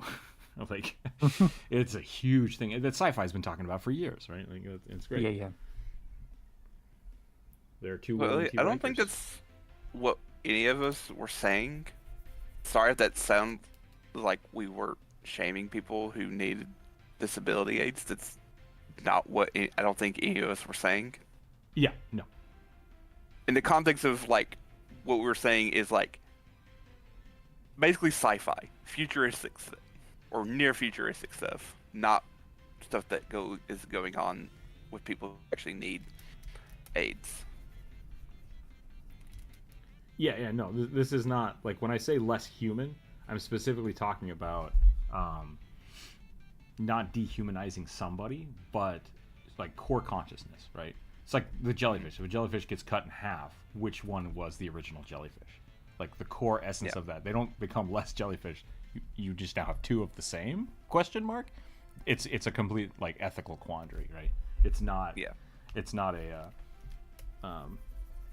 another good example of that is, like I said, if you download your consciousness into a computer, who has access to your bank account? That's really what we're talking about. And so if you are a person that is like Ghost in the Shell, Major, the main character, is 100% synthetic, right? Her consciousness is put into a cyber brain. She has a robotic body. She is still technically the same person she was when she was born. Except that her body is now owned by a company. And so, yeah. The Ship of Theseus is super tricky. Yeah, never... None of that conversation has anything to do with trying to shame anybody. That's not what that's about. Yeah, yeah. It's all about legality and Ethics. core consciousness, right? Like what makes you you? Like what makes a person, not their physical makeup versus their consciousnness. So I'm really with No Name here in the last couple of chat messages in the YouTube chat, because like Yeah. for me it's totally a moot point. Like I don't actually care if it makes me less human, because like part of being in a marginalized group, part of being othered for most of your life, kind of comes with the territory of not really caring, because being human, quote unquote, is identifiable with basically a group that has chosen to exclude you. So like I legit stopped identifying as quote unquote human, and I've just kind of been a person in my own mind since high school. Sure. I do want to clarify, because it sounds like we're getting into the nitty gritty of oops. We are hop, skipping, and jumping away from talking about religion and the existence of souls. Yeah, exactly. And so like I think a better way to look at it is maybe just the way I phrased it, of saying like how far until you're not a person. Really what that should be is how far do you switch before you become a different person? And like at what point when you're switching consciousness around, and really Edge Runner did a really good job of talking about that, I feel like, because for them the whole Edge Runner is actually a lot more about like body dysphoria and self-worth than anything else, which is crazy. That's what I say. It's like it's really kind of a deep burn on a really short anime, which is great. Which Studio Trigger's good at doing that. But I also think that one of my favorite renditions of it is of the Ship of Theseus is John dies at the end. And I don't know if I want to spoil it, but I kind of want to spoil it. At some point during the book, the main character discovers that he's essentially like a clone. Because he finds his dead body in the shed. And it's just like, oh, what? Oh no. And he has like this huge kind of existential crisis about it. And one of the other main characters is just like, I don't know when that happened. So at some point in our friendship, you killed my friend and became my friend. But because you're an exact copy of that friend, I don't see the difference. And it's just like, shit. So like it's always going to be a moral gray area until it's something we actually have to talk about, and even then it's going to be disputed. Like I said, it's going to be 50 years before we know what the fuck we're talking about. Yeah. So yeah, existentialism. And like I said, I hope I'm not around for it. I don't want to be part of those conversations. Yep. I don't know how to think about it. Yeah, I've got enough of a rough time with our current culture war.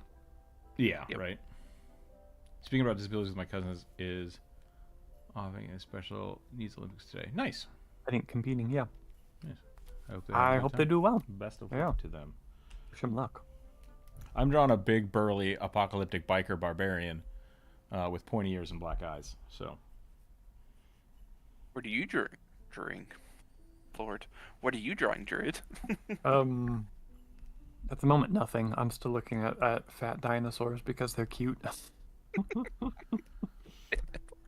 I've started trying to watch Star Talk instead of the news. Yeah. Because there's a lot of Star Talk and they're like 2-hour-long episodes. And I got into like the quantum physics bullshit. Oh. And Jump rope just like checks out. She's like, I don't care. I don't want to hear about it. It's too existential. I don't want it. It's like fair. Yep. That's totally fair. Same. And I feel like Corvus just did this. I don't. A lot of the stuff that we're talking about right now, like, was my original thesis for my master's was supposed to be about virtual environments and like photogrammetry and like turning reality into non-reality and how do you differentiate it. And I switched that. I switched over to like an educational thing.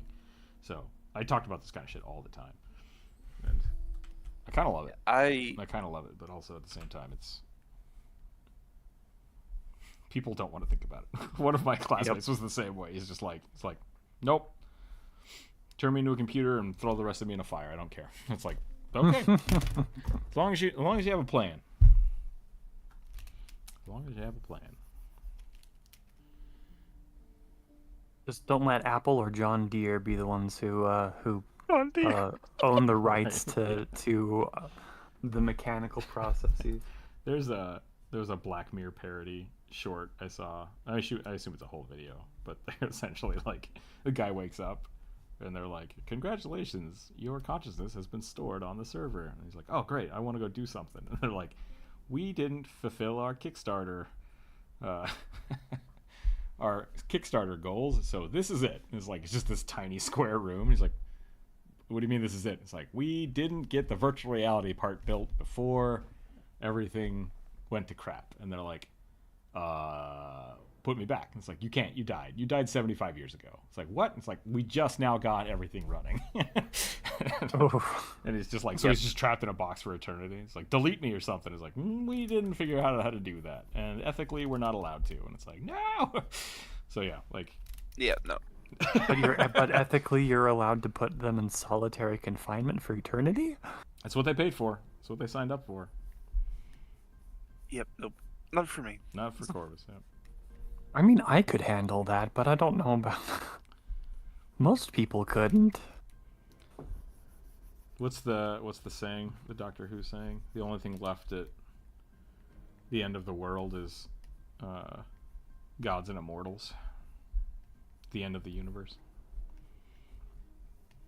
Oh yeah. It's like, the last person died millions of years ago. I am bored. Okay. All right.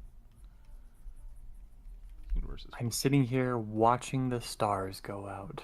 There was a really good Justice League episode about that. Superman gets like flung into the future and the world has kind of gone to shit.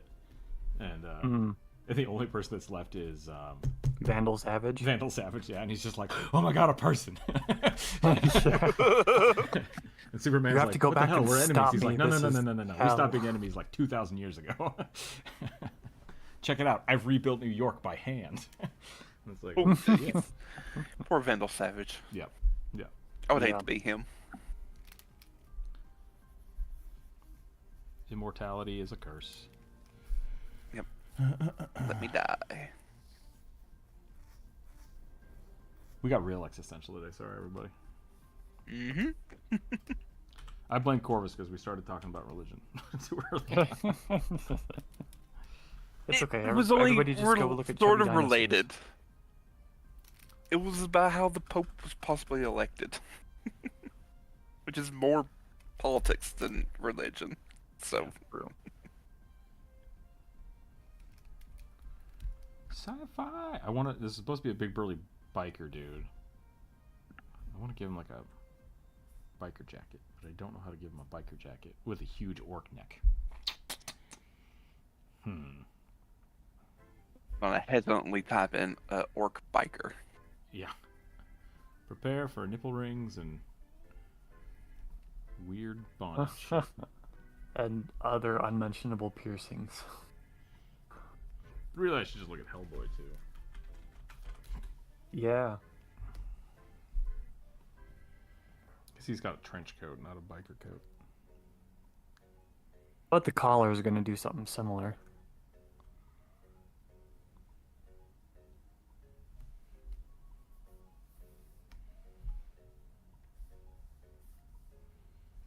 Weirdly enough, no orc bikers.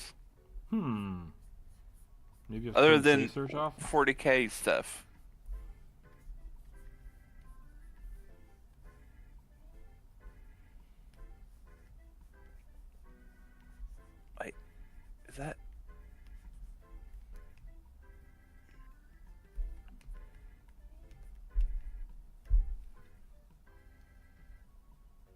This might be AI. I can't tell.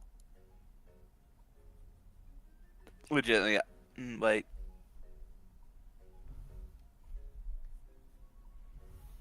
Yeah, never mind. It is. The woman's hand's phasing through this orc hand.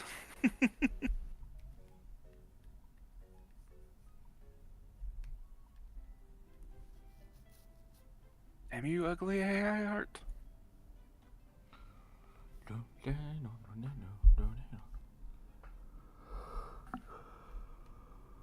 Oh, what time is it? 11. We're just now starting. All right, great. Time to get a watch. Don't need a watch. I have technology. Watch is technology, you dingus. Thought about that as soon as I said it.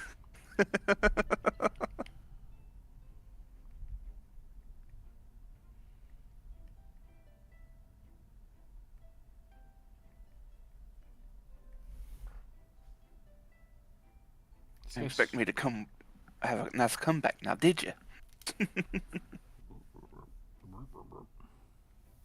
I've made him Dr. Jekyll.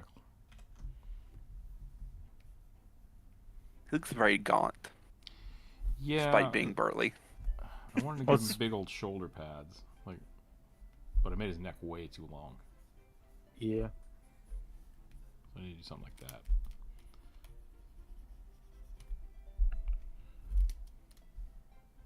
This collarbone should be like right here.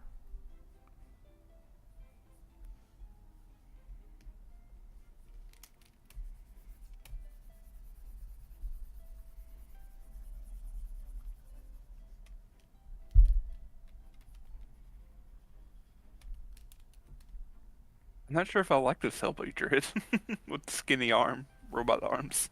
Yeah. Wait, what? The Hellboy, that Druid. They're undead and Oh, my God. robotically augmented. All right. I'm not They sure have, like- exactly where that came from, but I mean, besides Google. Thanks, Google. You ruin everything. Does that say Magnolia on the bottom? Or is that just AI art?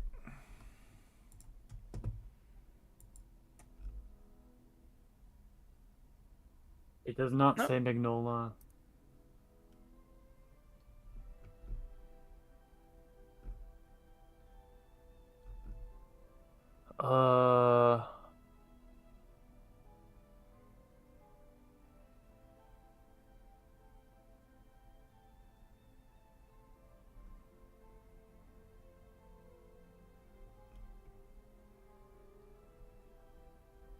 It's done. Okay, so the artist is Nico Di Mattia.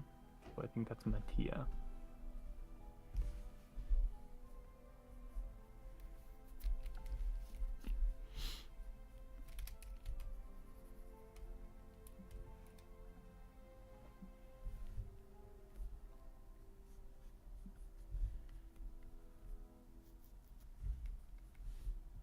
Here's the splash page in the Discord.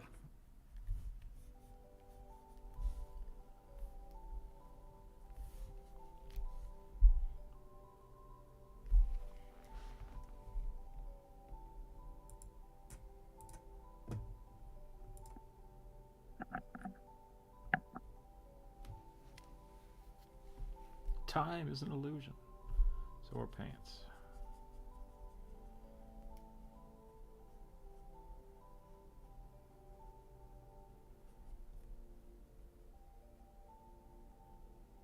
Death is illusion, time is a window. I shall be back.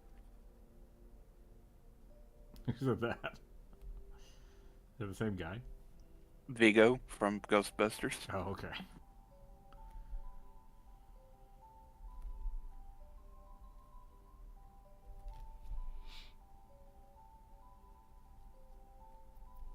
Christopher Mitten, huh? No idea who that is.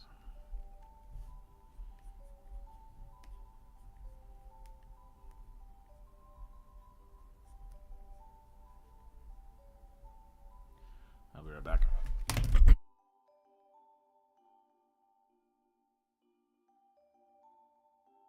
Elliot says he just covered Christopher Mitten the other day. His stuff is on point. I'm gonna have to look that up.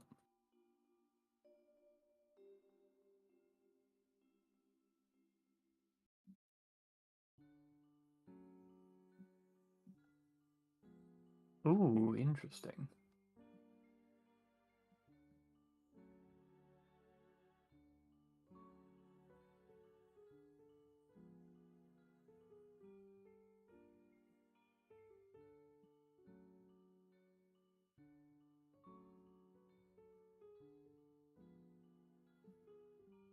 Adrid, do you remember those weird lizards you threw at them at the hot springs? Yeah, yay.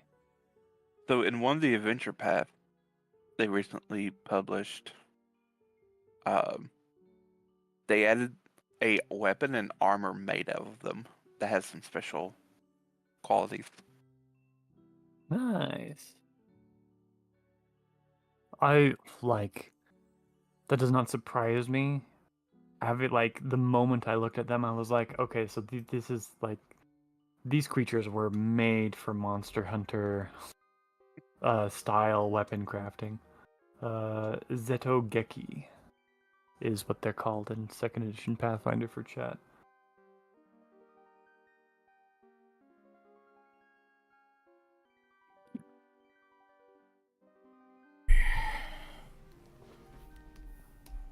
Ah, dang it.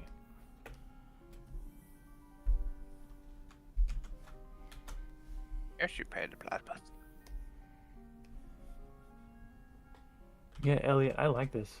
The Christopher Mitten stuff is like it's a little bit sketchier and it's not as clean as I would normally expect for comic art, but like there's a lot of movement in it and I really like it.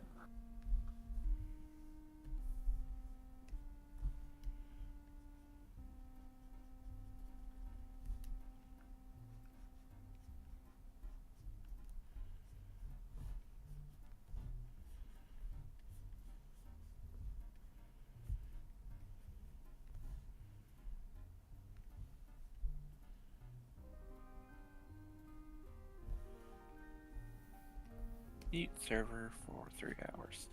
What's that? Sorry, another server I manage is people are yakking. And I'm just constantly getting updates from it. I'm like, please stop. And muted. Mute.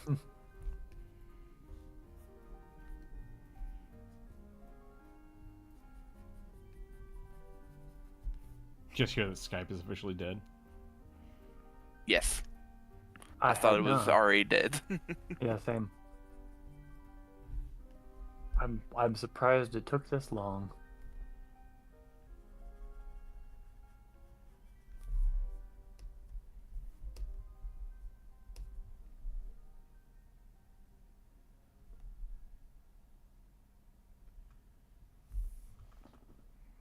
Ooh, that made him look.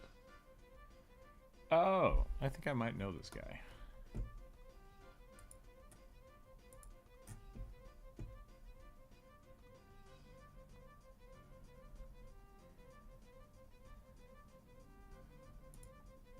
Okay, yeah, he's done some Hellboy art. That's cool.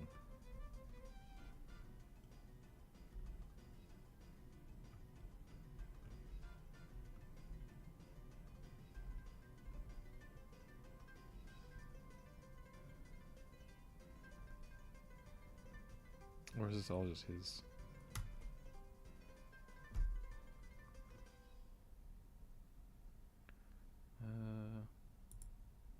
There we go.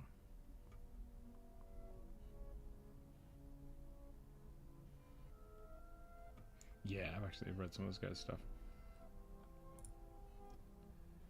Good stuff.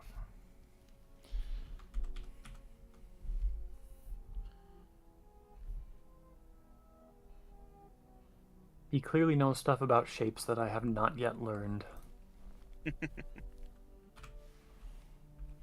Right? Like, that's always the biggest thing for me is like when you find a new artist, just like, how have I not ever noticed that before? Yeah, yeah. Like, what the fuck is happening here?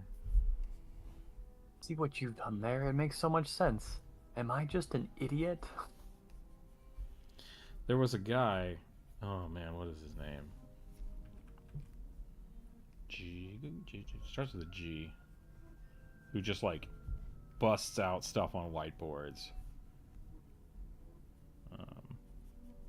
That people are just like, oh, this is how you be a good artist. You just use his method of remember everything you've ever seen and redraw it. And it's just like, shut the fuck up. Like, this isn't helpful. But he's the one that like made me start thinking about like visual libraries. Uh-huh. Like, yeah, it's like go out, watch movies, read comic books, like find the things you like and just draw them. Draw them all the time until you have a library of them in your head. And it's like, that makes sense. Hmm.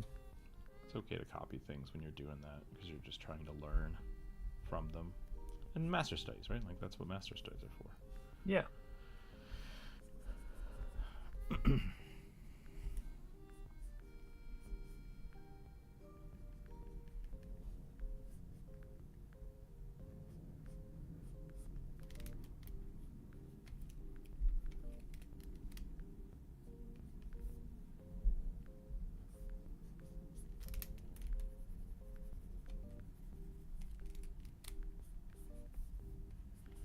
Alright, you gotta make this guy look more like a barbarian. Desaturated red tattoos. Here we go.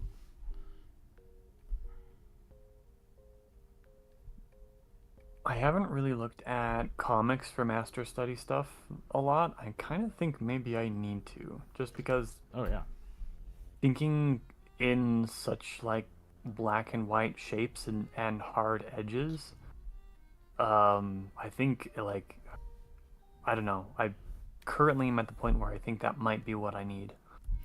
Well, remember, like, I think you would gain something from looking at what's his name? I think we've talked about it before. The guy that drew Kingdom Come.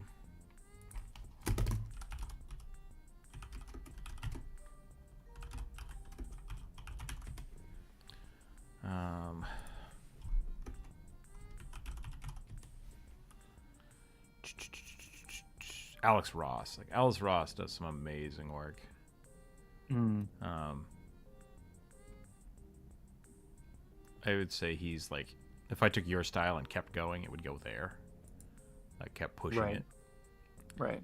But if you want to go more like a simplicity style, yeah, comic artists are great. But I'm trying to think of a really good one that.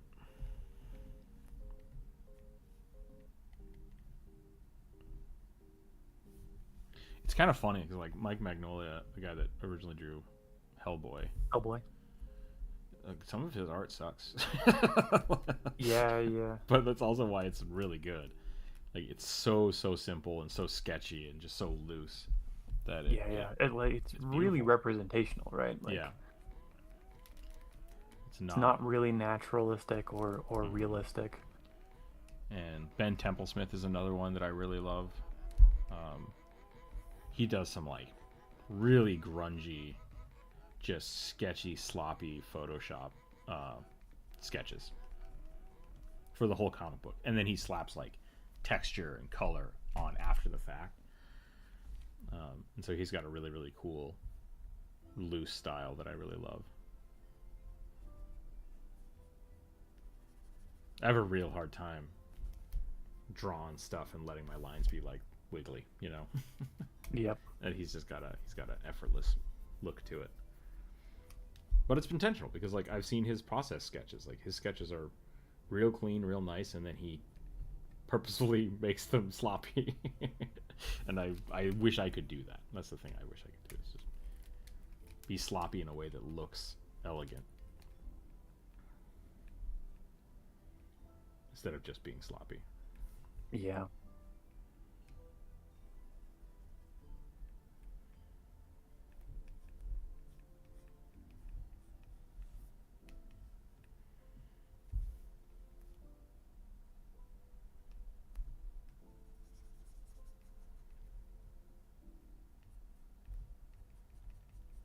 I think you're right about your comment about me and Alex Ross, is if I keep going the way I'm going, Mm-hmm. I could easily end up where Alex Ross is. Which is like it's like digital paint, right? Like Yeah, yeah. like it's really good. It's really good. I It feel like you and very I much share a is. style. There's also something There's something that's kind of like 90s television about it that I don't want that I like. I don't want to end up in that place. Yeah, it feels like the same kind of.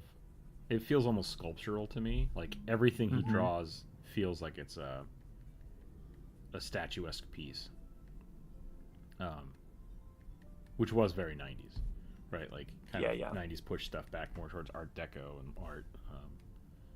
Is that the right term? That might not be the right term.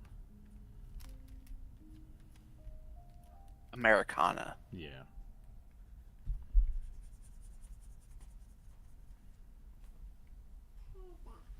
Baby, what happened? You wake up? Yeah. Put him down in bed and he was like, hi. You probably had him napping the whole time before that. Might be worth making lunch, which maybe I should go do that now. He's gonna start some hot dogs. Okay, You want one? sure.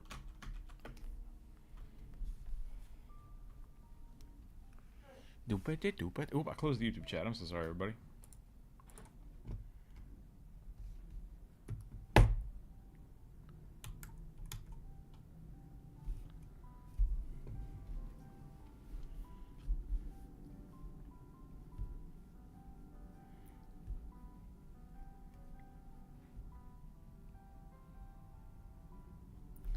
Da, da, da, da.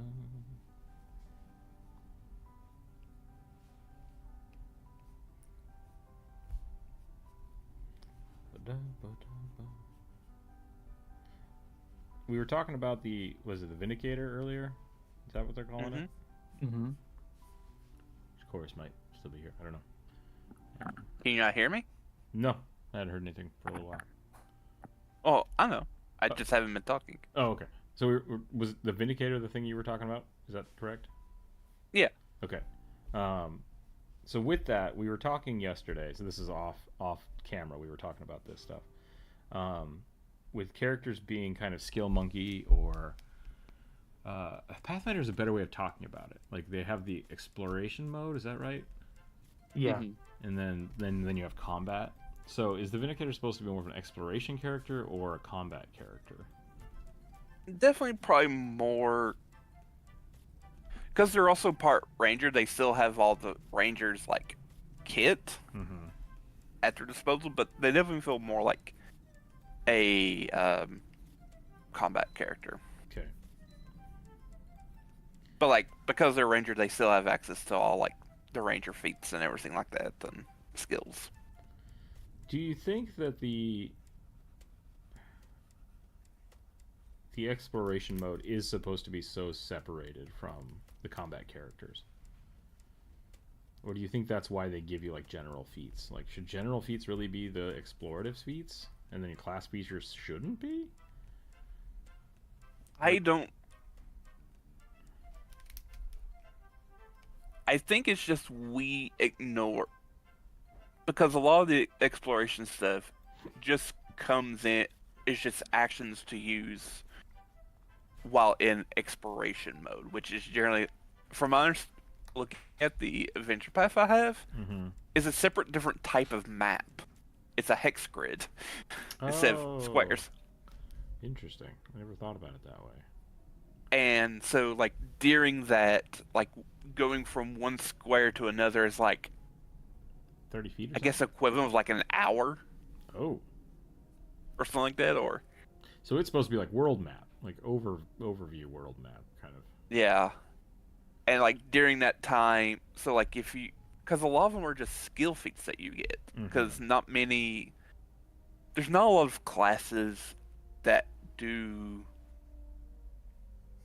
exploration stuff in the class. It's all based from your skills Yeah. that you pick up at even levels. That would make sense for things like fortune telling and stuff and like Mhm. I want to spend a day trying to make money being a blacksmith, like Yeah. kind of grand arching time scales instead of just 6 seconds. Yeah. And so, like, I think the only time I've seen, like, it brought up as a class thing is with the thaumaturge, and that's with the lantern item, Yeah, you were talking about because that. it's a passive item that as you're like seeking, Mm-hmm. you have a greater radius. It also like magically highlights hidden doors Interesting. and stuff like that. I do like there's a using turn order to explore an area is tedious, right? Like it just Hmm. Yeah. it is tedious, and I've always had that trouble with traps, because especially like back in the day when you had like trap sense, right? It's like you get a +2 to rolling perception for traps. It's like, well, I'm not going to tell you if you see it or not, so I have to remember whether you're using that right now. Hmm. Or if I just add it to your perception. I usually just added it to their passive perception and stuff. But yeah, I think searching in RPGs is a little tough, especially with like when you're in a tabletop situation, not online. It feels a little different as well, because people Yeah. can't just so easily move their pieces around. They kind of have to talk you through it. But Yeah. that's my biggest frustration with Foundry is how often people can just kind of like, I'm gonna go, and they just run across the map, and it's like, well, you died, you just died. But Yeah, I was I trying don't to have fun with like that too. So. know the specific rules for like exploration mode, so Yeah, interesting. because I know it's supposed because like with the adventure path I have that I got from Humble Bundle, it has a lot of there's a section where it's a huge jungle, and it's probably one of the weaker parts of that book. It's just it's you have to get from this one point to another point, and if Doesn't you tell you may how. take the wrong square, or hex, you learn nothing Okay. or see nothing. So it's very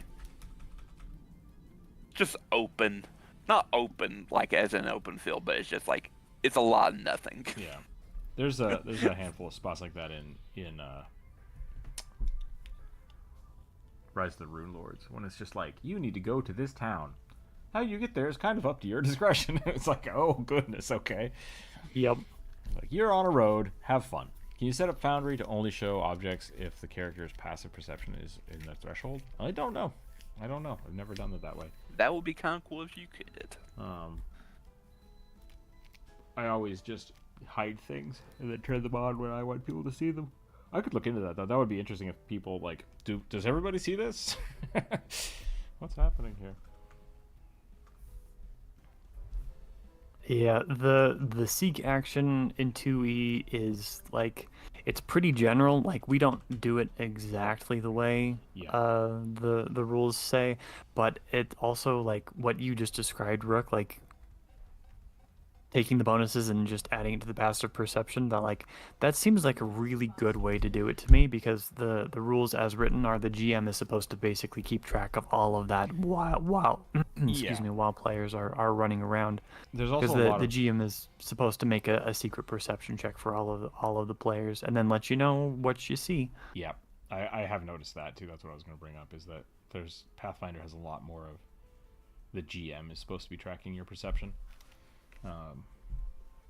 Which is interesting. I kind of like that. I kind of like that over, I roll a perception check, I'm also going to roll a perception. I'm also going to roll a perception check. It's like, yeah. What is everybody looking at? Yep. So, yeah, that's kind of specifically why, like, the way I do it is I try to keep track of the information that everybody's just going to be able to pick up on, like by being in the space. And I try to give you guys that information just automatically. And then I say, if you want to look for something else specific, then you can roll a perception check. And then usually everybody rolls a perception check. And often I wish it wasn't everybody all at once, but I can also, I can also understand why everybody would want to get in on it.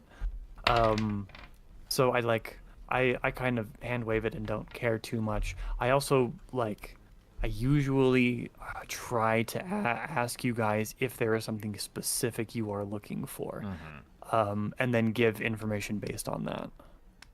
Oh, I forgot to delete that. Let's get rid of that.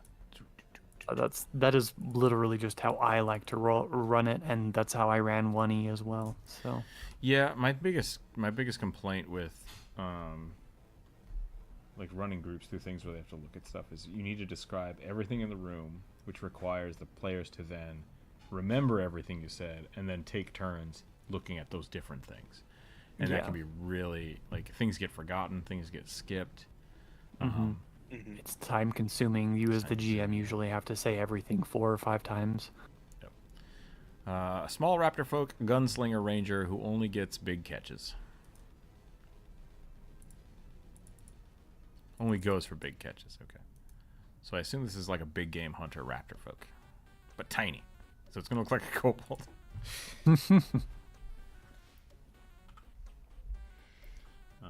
Yeah, I especially, like, I ran into that a few times that I've run this dungeon, like giving people the little kind of, I want to say, treasure room that is the office. Little Dune's office is like there's just a ton of shit in a small space, so everyone's just kind of like, oh, what am I looking? What am I touching? What's over here? And it's like, okay, hold on.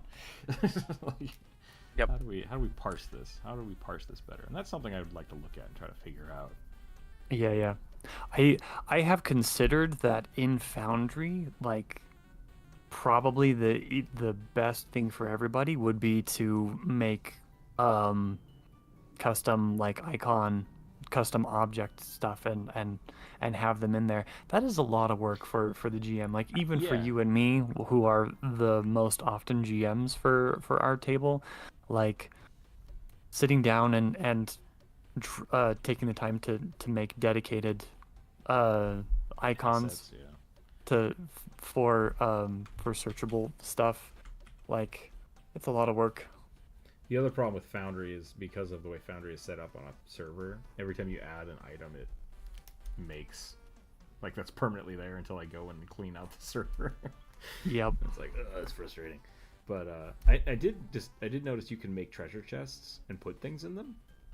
So I might start doing that, where people can actually walk up and, like, physically look at the thing that they're picking up. But then once again, you're right, you have to make all of the items for that. Yeah. And so... Do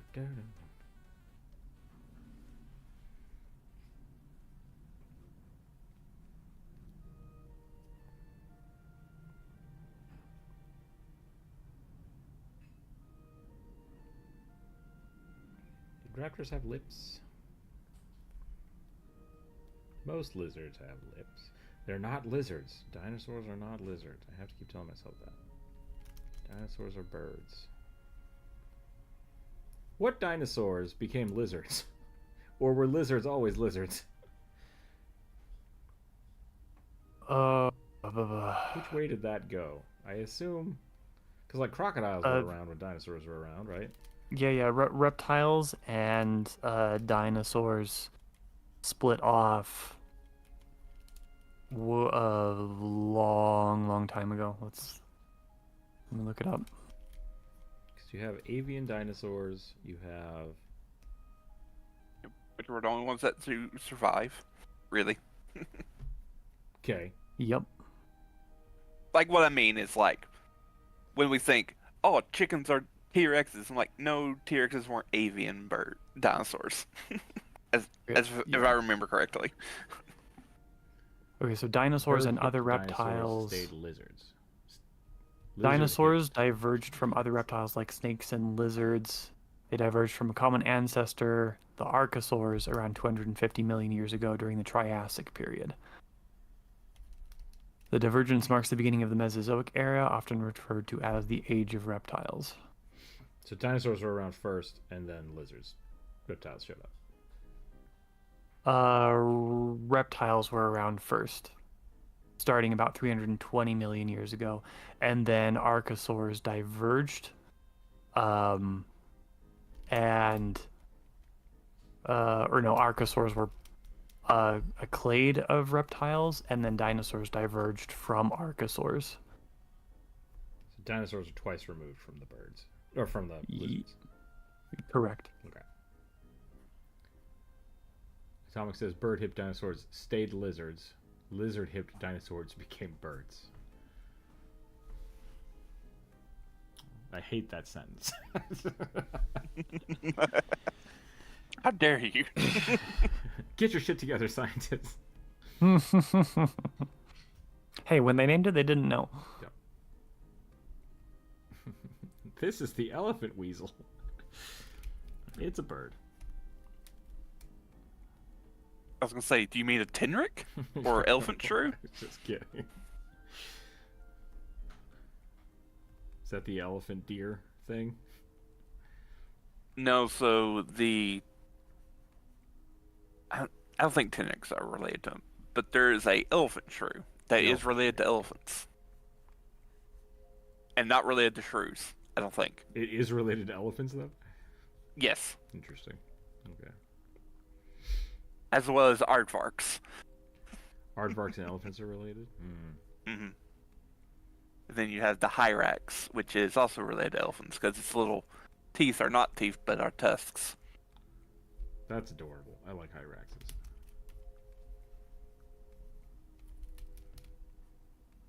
Speaking of cute and cuddly, fuzzy things that live in mountains, I found out.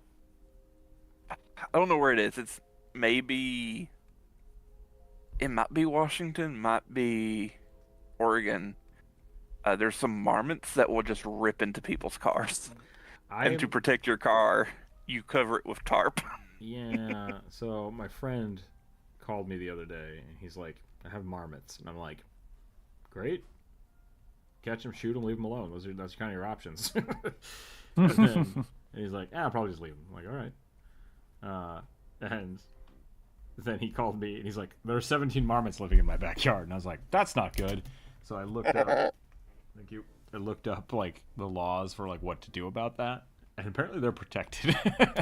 Yep. And I was like, you are boned. You can't do anything about those. Maybe could get Fish and Wildlife to remove them. You basically, that's what you have to do. You have to call the animal. What the hell is it called? There's a specific thing you call the county and basically like, hey, I have marmots. Please relocate them. Yep.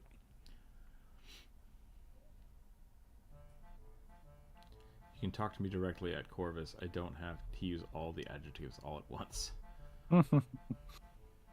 Wait, what? I'm Yeah, confused. what's that, Atomic? What are you talking about? You're not a marmot, Oh. if that's what you're referring to. But yeah, I saw a short. These people, they were getting ready to go hiking on this mountain. They called the ranger station. They were like, are the tarps absolutely necessary? And she's like, yes. And it's like, they don't know why, but like, moment the marmots see the tarp, they won't mess with your car. And what you do is like, you lay the tarp down on the ground. They're huge tarps. Drive your car on top of it, and then like stuff like the bottom part of it into the car. Huh. And just will protect your car from getting ransacked. Maybe they don't by want marmots. quickly. So what you're saying is marmots have ADHD and they do not like the feel of certain fabrics. Gotcha. Like cats. My guess is it probably has something to do with like they won't climb on something that would expose them. Oh, right, because tarps have crazy color. Just like a lot of like groundhogs and stuff won't cross roads or won't go on concrete because like they clearly can, if they can chew through a car, they can chew through a tarp. oh But yeah, they like, just won't mess with the tarp. yeah, that's not the problem. Like rats and stuff can chew through steel, like because their teeth are constantly growing. That's the whole thing about rodents. Mm-hmm. They don't give a shit about their teeth. But I told them like buy a flag that looks like a bird, like an eagle, and just hang it in your yard. Maybe they'll run away. Get an owl decoy. all of my neighbors had one of those. And I was like, why do people have these? Like, I don't care. I want crows and birds and stuff around my house. That's fine. And then I start getting the woodpecker banging on my chimney, and I was like, you piece of shit. Did I send you the video from Instagram of this woodpecker that was in like some metal chimney?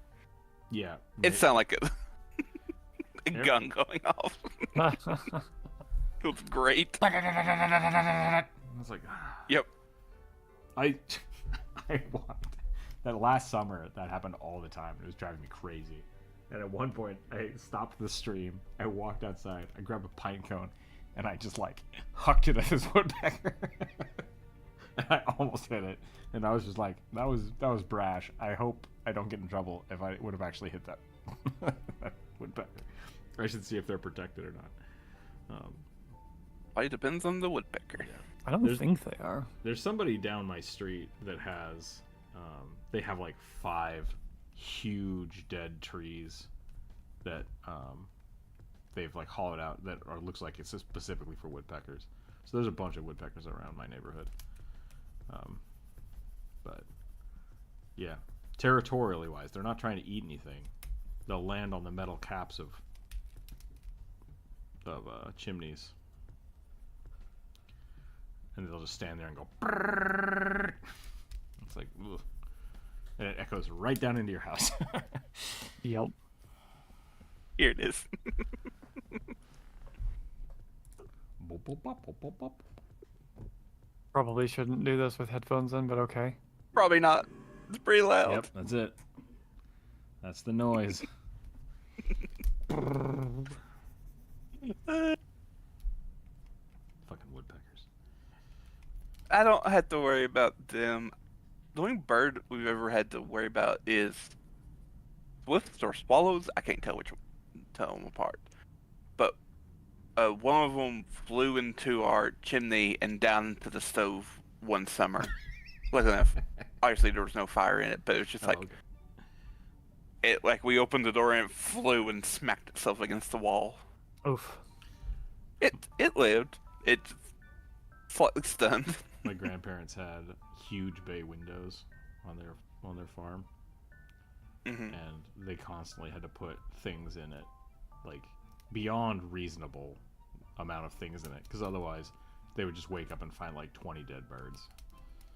Oh. Because they would all just fum, fum, fum, fum. You'd be sitting there eating breakfast and then just thunk, like Jesus. Bird, chill out. Some birds are dumb. Some birds are real dumb. Long story short, Maybe I they might shouldn't do clean their windows too often. Just Yeah. keep them dirty. it. Leave them dirty. I might have to go get an owl.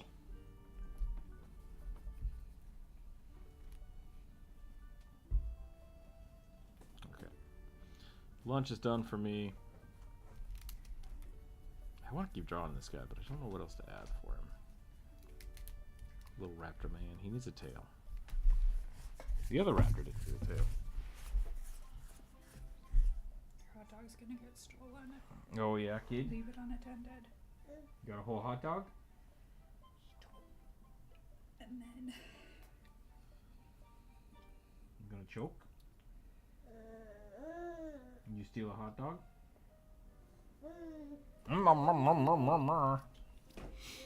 Pretty cute. All right.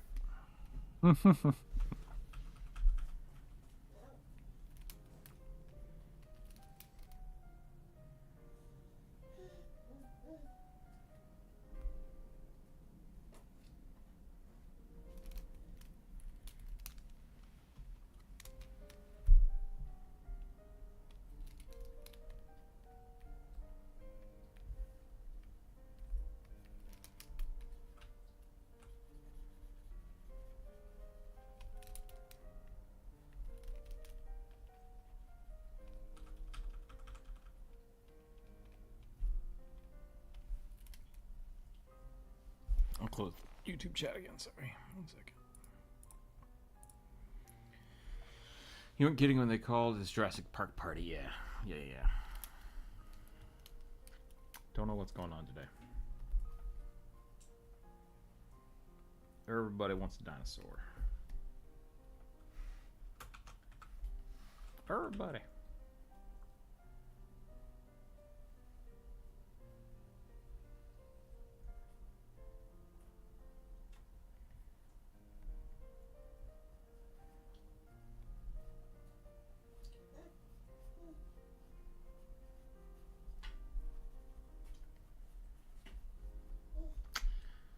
I will try to update my commission page today on the Discord to reflect the summer sale. We'll go from there. Sale. Sale.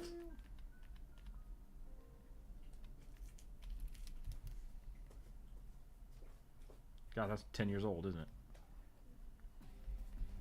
Way older than that. Might be 15, yeah. Quail.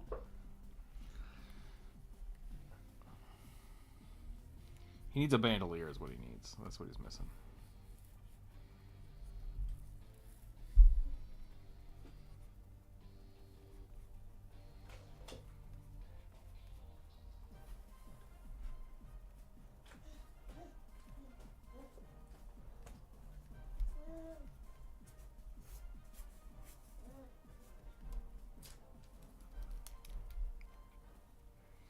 Could no, I gotta fix it. I gotta fix it. I want people to play my game. I want people to play my game so bad.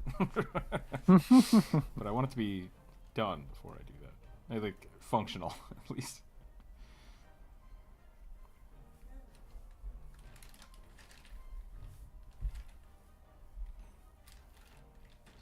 Just a little tippy tail here.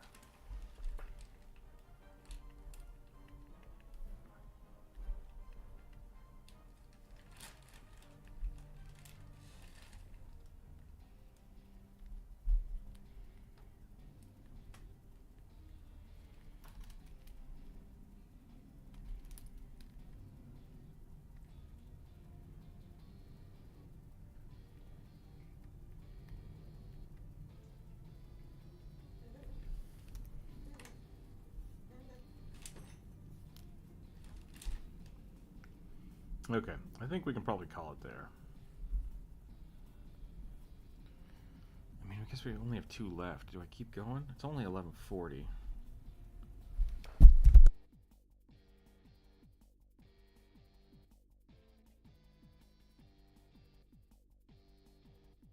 She got her headphones on. She can't hear me at all. Okay.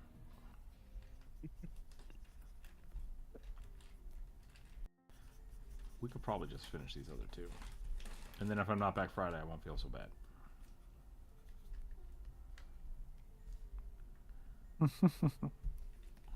But I ain't got no more room. Delete the rugbies. I could delete the rugbies.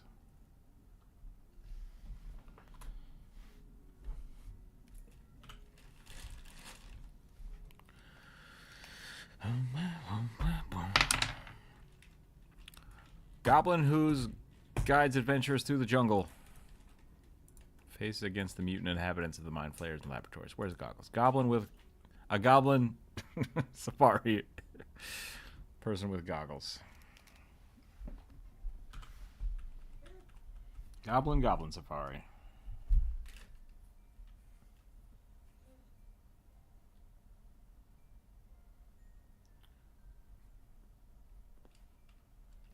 The Pathfinder alchemist is a goblin, and he's got a big pair of goggles on, and because he's got the goblin Pathfinder like stretched faced goblin mouth, every time you see him, like he only has one expression. He has goblin goggles face,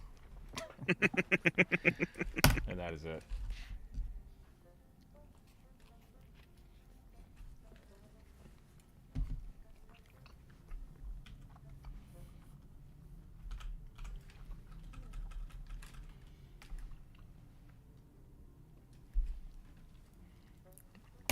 One second. Be right back.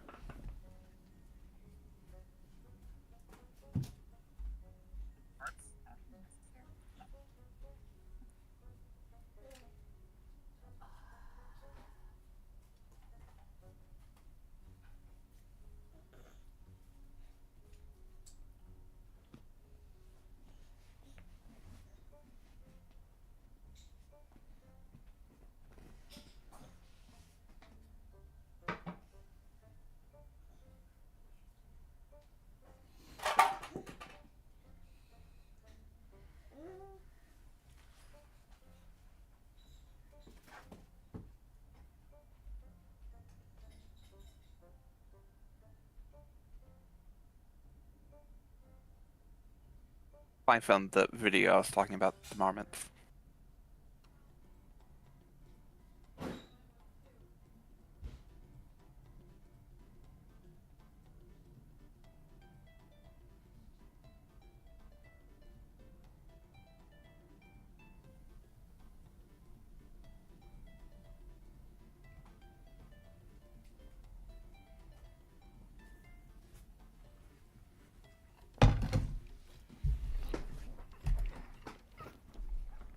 Okay.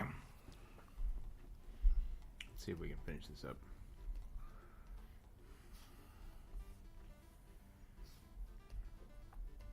Hats are so difficult to draw. You need to spend like a month just drawing hats.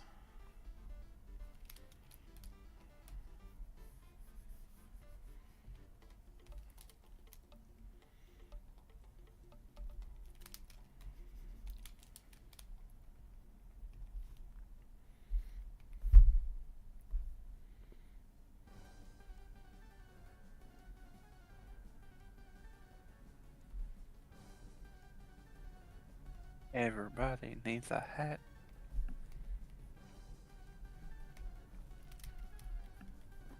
What's that from? It's just little songs like every cowboy needs a hat. Needs a hat. Needs a hat.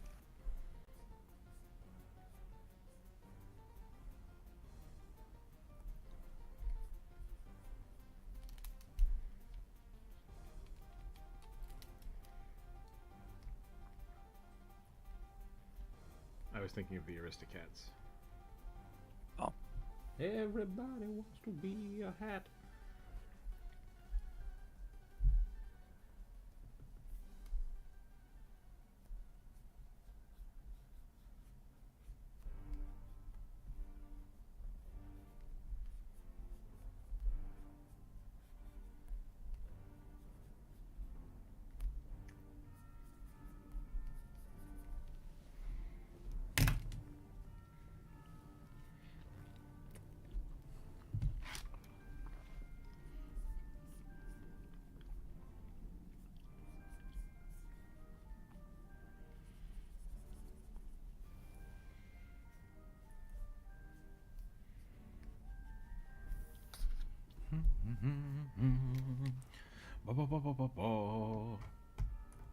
Boots.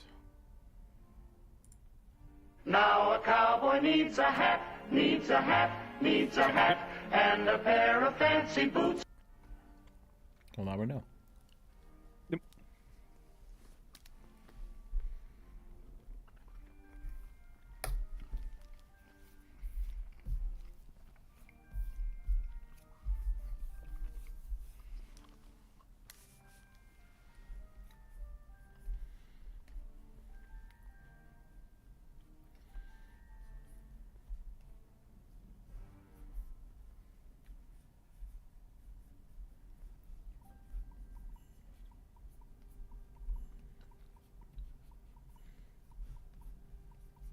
I started trying to reread The Lost World.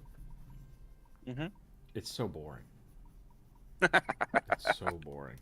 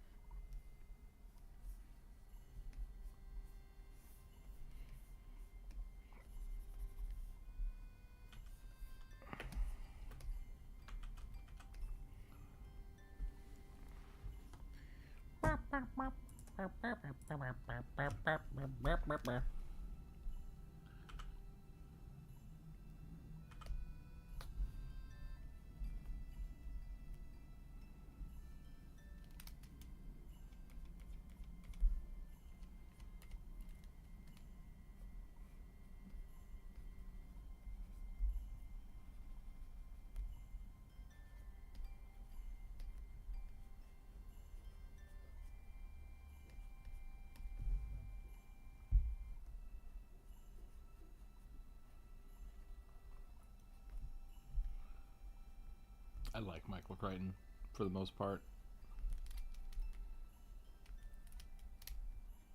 Sphere is a good book. Jurassic Park is a good book. Congo's an okay book. It's a bad movie, but it's an okay book. But I feel like his writing style is expert has to explain what they do for a living to a completely idiotic, uninterested person.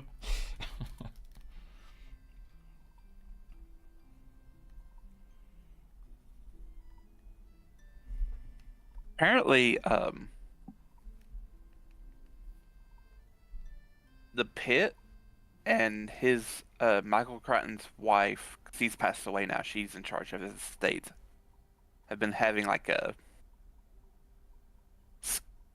scuffle about the rights of the Pit The Pit? and Like whether or not if it is a direct sequel to ER and thus breach of contract or not.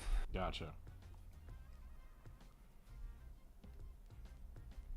And so I mean, the main That was character an is essentially the main character. But I could definitely see, Yeah. like, there's an argument there. was like they were going to try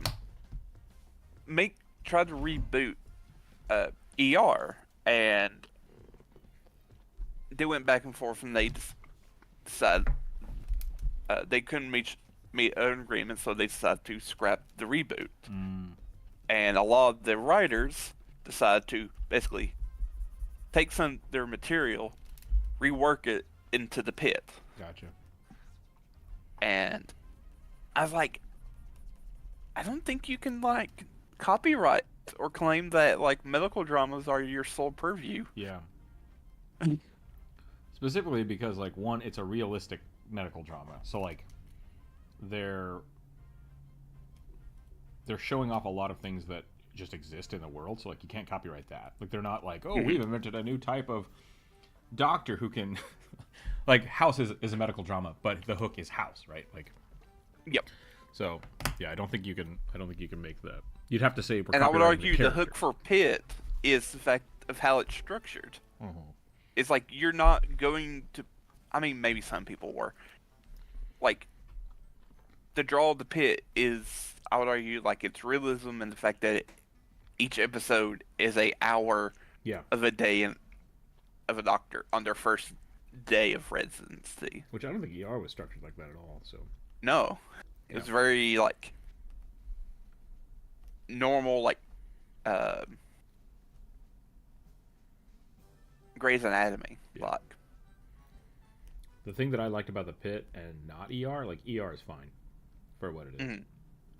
But it's a drama first and, like, a medical show second. mhm. And so this one I think is a little better. I like the Pit. Pit was really good.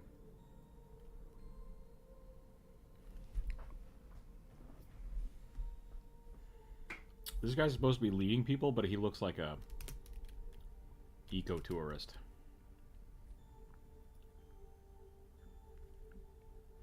If you know what that is. Yes.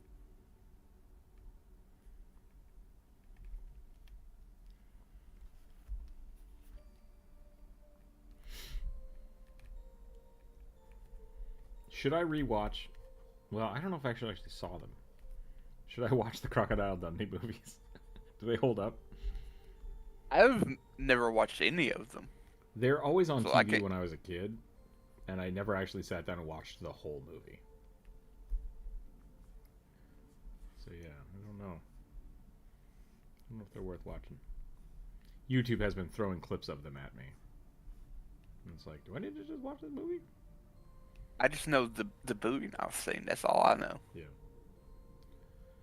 That's not a knife. That's a spoon. I see you've played Forky Spoony before.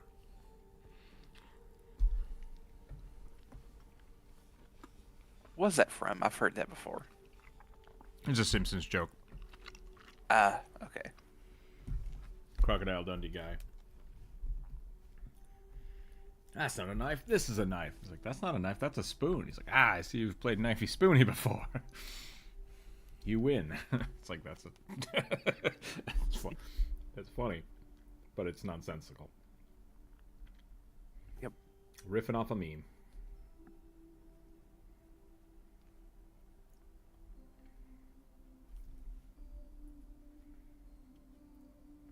Yours said they enjoyed Fear, but couldn't reread it, honestly.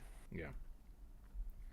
It's a really cool concept, but it is one of those, like, once you know the ending, it's like, oh, okay. You kind of have to forget. Wait, why did they do that again? And then you reread the book. You're like, oh yeah, okay.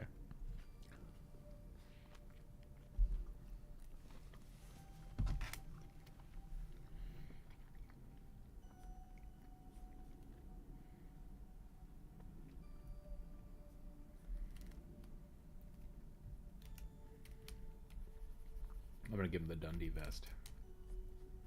Gotta have a vest.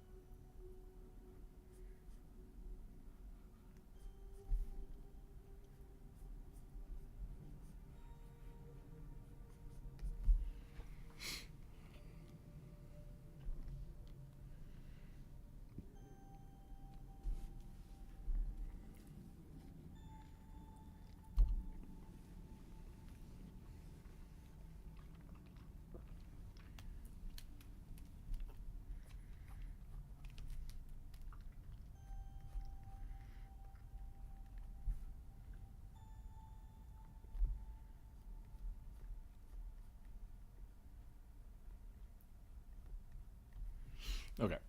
What's the last one we got here? A Leonid monk going legally distinct Super Saiyan.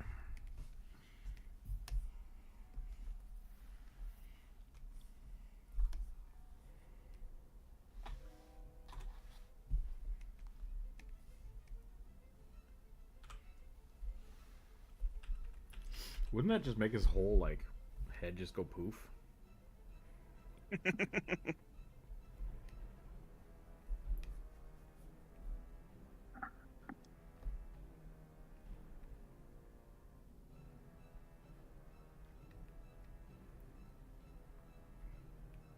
The Super Saiyan goes full Albert Einstein, just wild hair everywhere. I mean, the lion's mane goes down to his chest.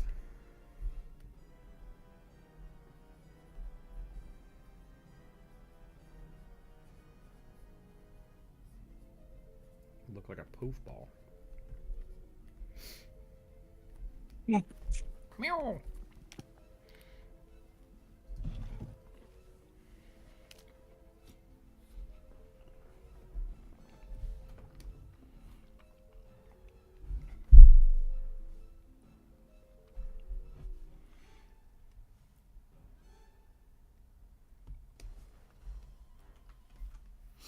So in addition to my fan I got today, I also because I was given a gift card to get it, so I had a little bit extra left on it, and so I bought some like Bavarian mustard. Okay. Not like anything I was ever expecting.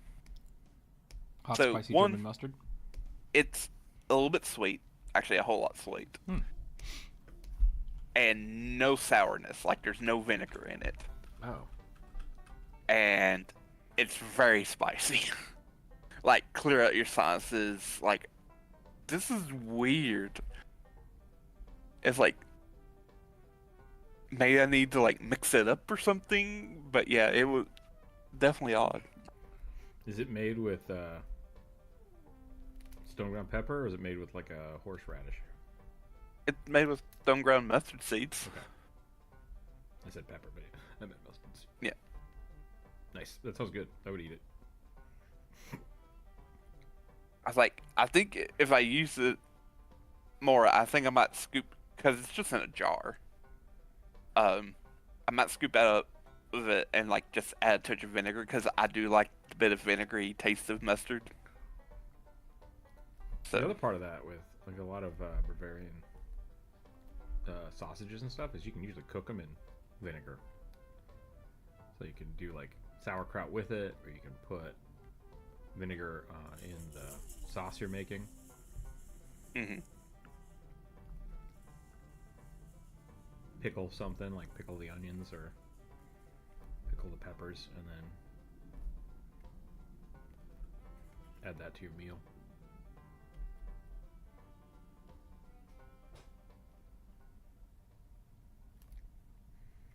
I would guess it's just not. It's a really mild vinegar, so you're not tasting it through the heat.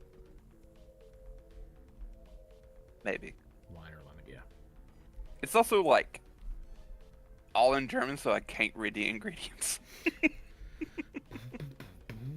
gotta use that Google Translate, yo.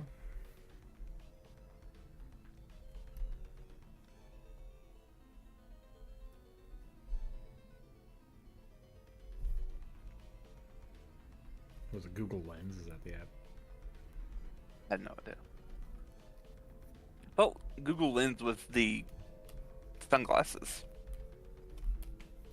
There's an app that basically like you point your camera at stuff and it's like, oh, that's a this thing, that's a this thing, and it can translate. It can translate stuff like in real time. It's augmented reality.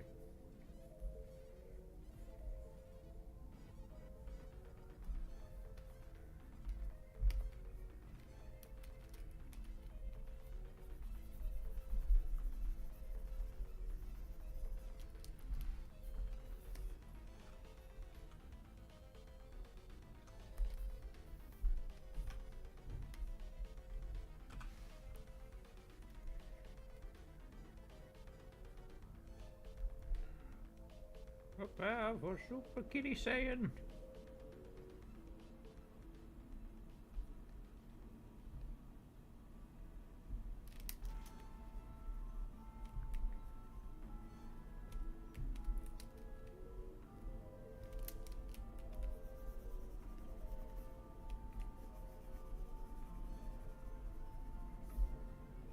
His name would be like Yarn Ball or something.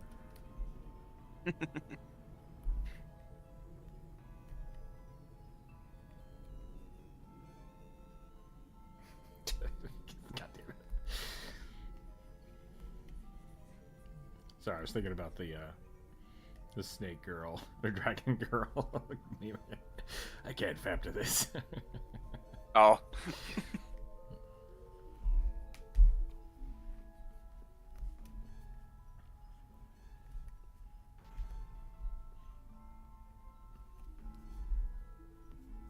Whole grain German mustard is my favorite. Yeah, it's super good. That's super good. Is there a vivid light brush for the drawing program? Vivid light brush? What do you mean? Like a brush that paints light? Can I switch the... I got luminosity and hard light. I have hard light.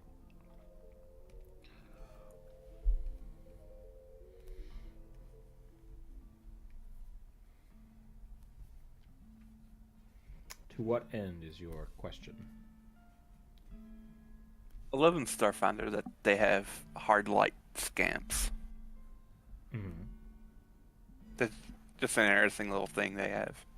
Well, do you know what hard light is as a principle? Vaguely, I remember you talking about it once.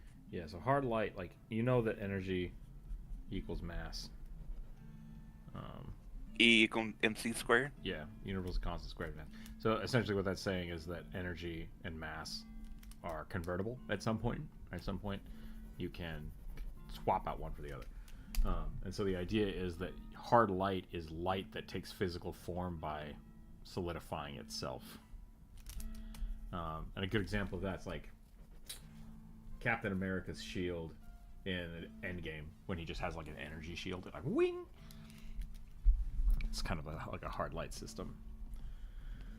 So yeah, it's super fancy future tech that we've been using for fantasy crap forever, which is great. I have a brush that is hard light flashlight.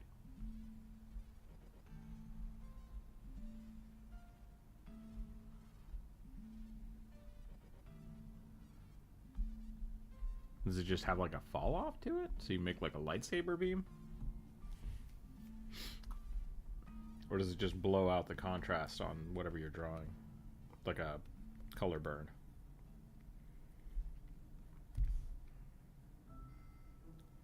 I guess what are we using it for? I'm confused.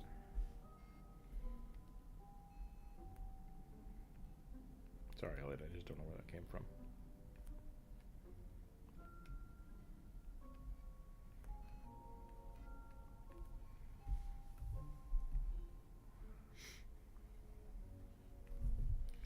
Meow.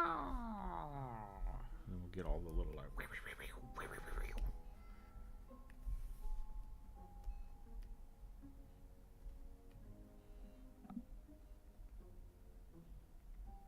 Excuse me.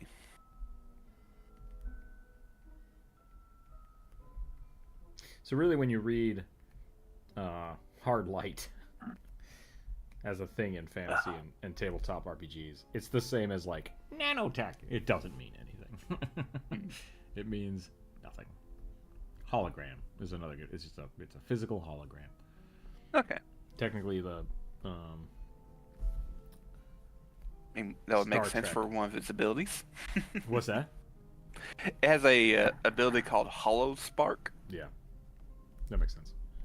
The holodecks in Star Trek are technically hard light. I think they use the term like photonic projections. They're like, yeah. It also has a thing called Tethered. It can go more than 100 feet from its projector. Yep, there you go. If it, and if it's reduced to 0 hit points, and if its projector is not destroyed, it'll reconstitute in 1d4 hours. Nice. I just thought it was a little neat thing. Yeah, it's basically a space ghost. Which is awesome. I do like that. I like that a lot. The thing about yeah, the biggest thing with hard light will be a huge thing that we can, if we can ever actually get it to work. You can feel light. But I dig it for enemies. I love holograms, and like the holodeck episodes of Star Trek were pretty fun. We don't have time travel. We just have a room. We have a room that does it. Oh dear lord. So I'm now on like the Starfinder to be playing Nexus thing. Okay. And I just clicked on this new tab they added called Factions. There's a corpse fleet. And the little tag below it says Armada of Undead Supremacists. Awesome. That's what we needed. Ghoul Nazis. That's the... I mean, have you seen Helsing? It is fair. What the hell was that? Iron Skies. Did you ever see Iron Skies? No. During World War II, the Germans made a moon base and then lost World War II, but they didn't know because even though they sent people to the moon, they didn't have like communications to Earth because they were on the dark side of the moon. So then they discover this, and like just stupid bullshit and shenanigans ensue, but it is. Space zombie Nazis is essentially the whole plot of that movie. There's also Zol Media. It's a faction, a cult of personality and media megacorp. Okay. I mean, I think Cyberpunk has it right. You know, like in the future, it's not going to be like a king that's ruling things. It's going to be companies and governments just vying for power.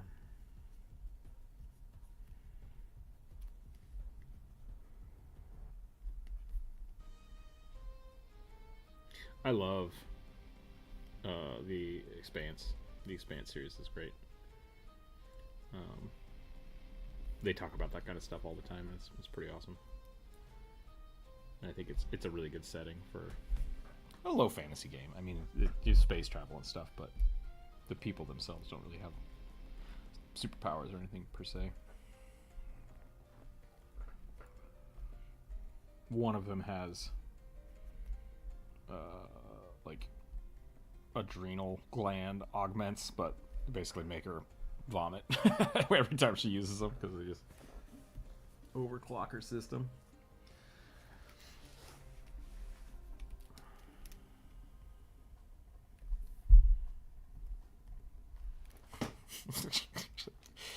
I don't think this is, but this might be one of the more stupid things I've ever done. That looks amazing, to be It honest. looks good. It's a great concept, but like, I have to make it. It's so poofy. It's like a Pomeranian.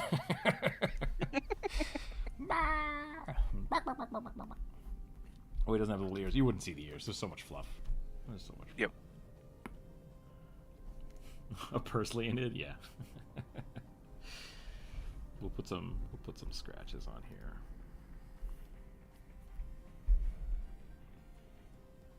And I think that's probably a good place to call it.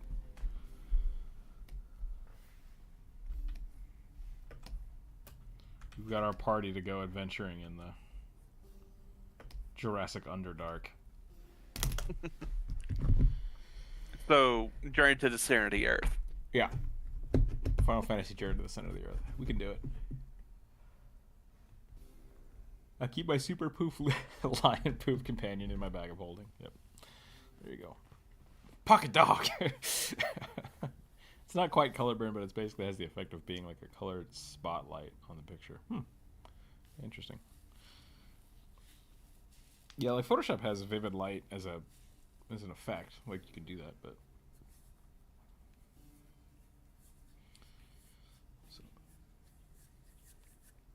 okay, I'm gonna call it there. Thanks everybody for hanging out. I do have family coming into town, so I probably won't be around Friday.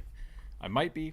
It's a crapshoot, but we don't have any more suggestions. We actually got through them all today. So I learned that if you put a link to Patreon on a community post, YouTube does not show that to people. So live and learn. Live and learn. We'll be back next week with more sketches, more drawings.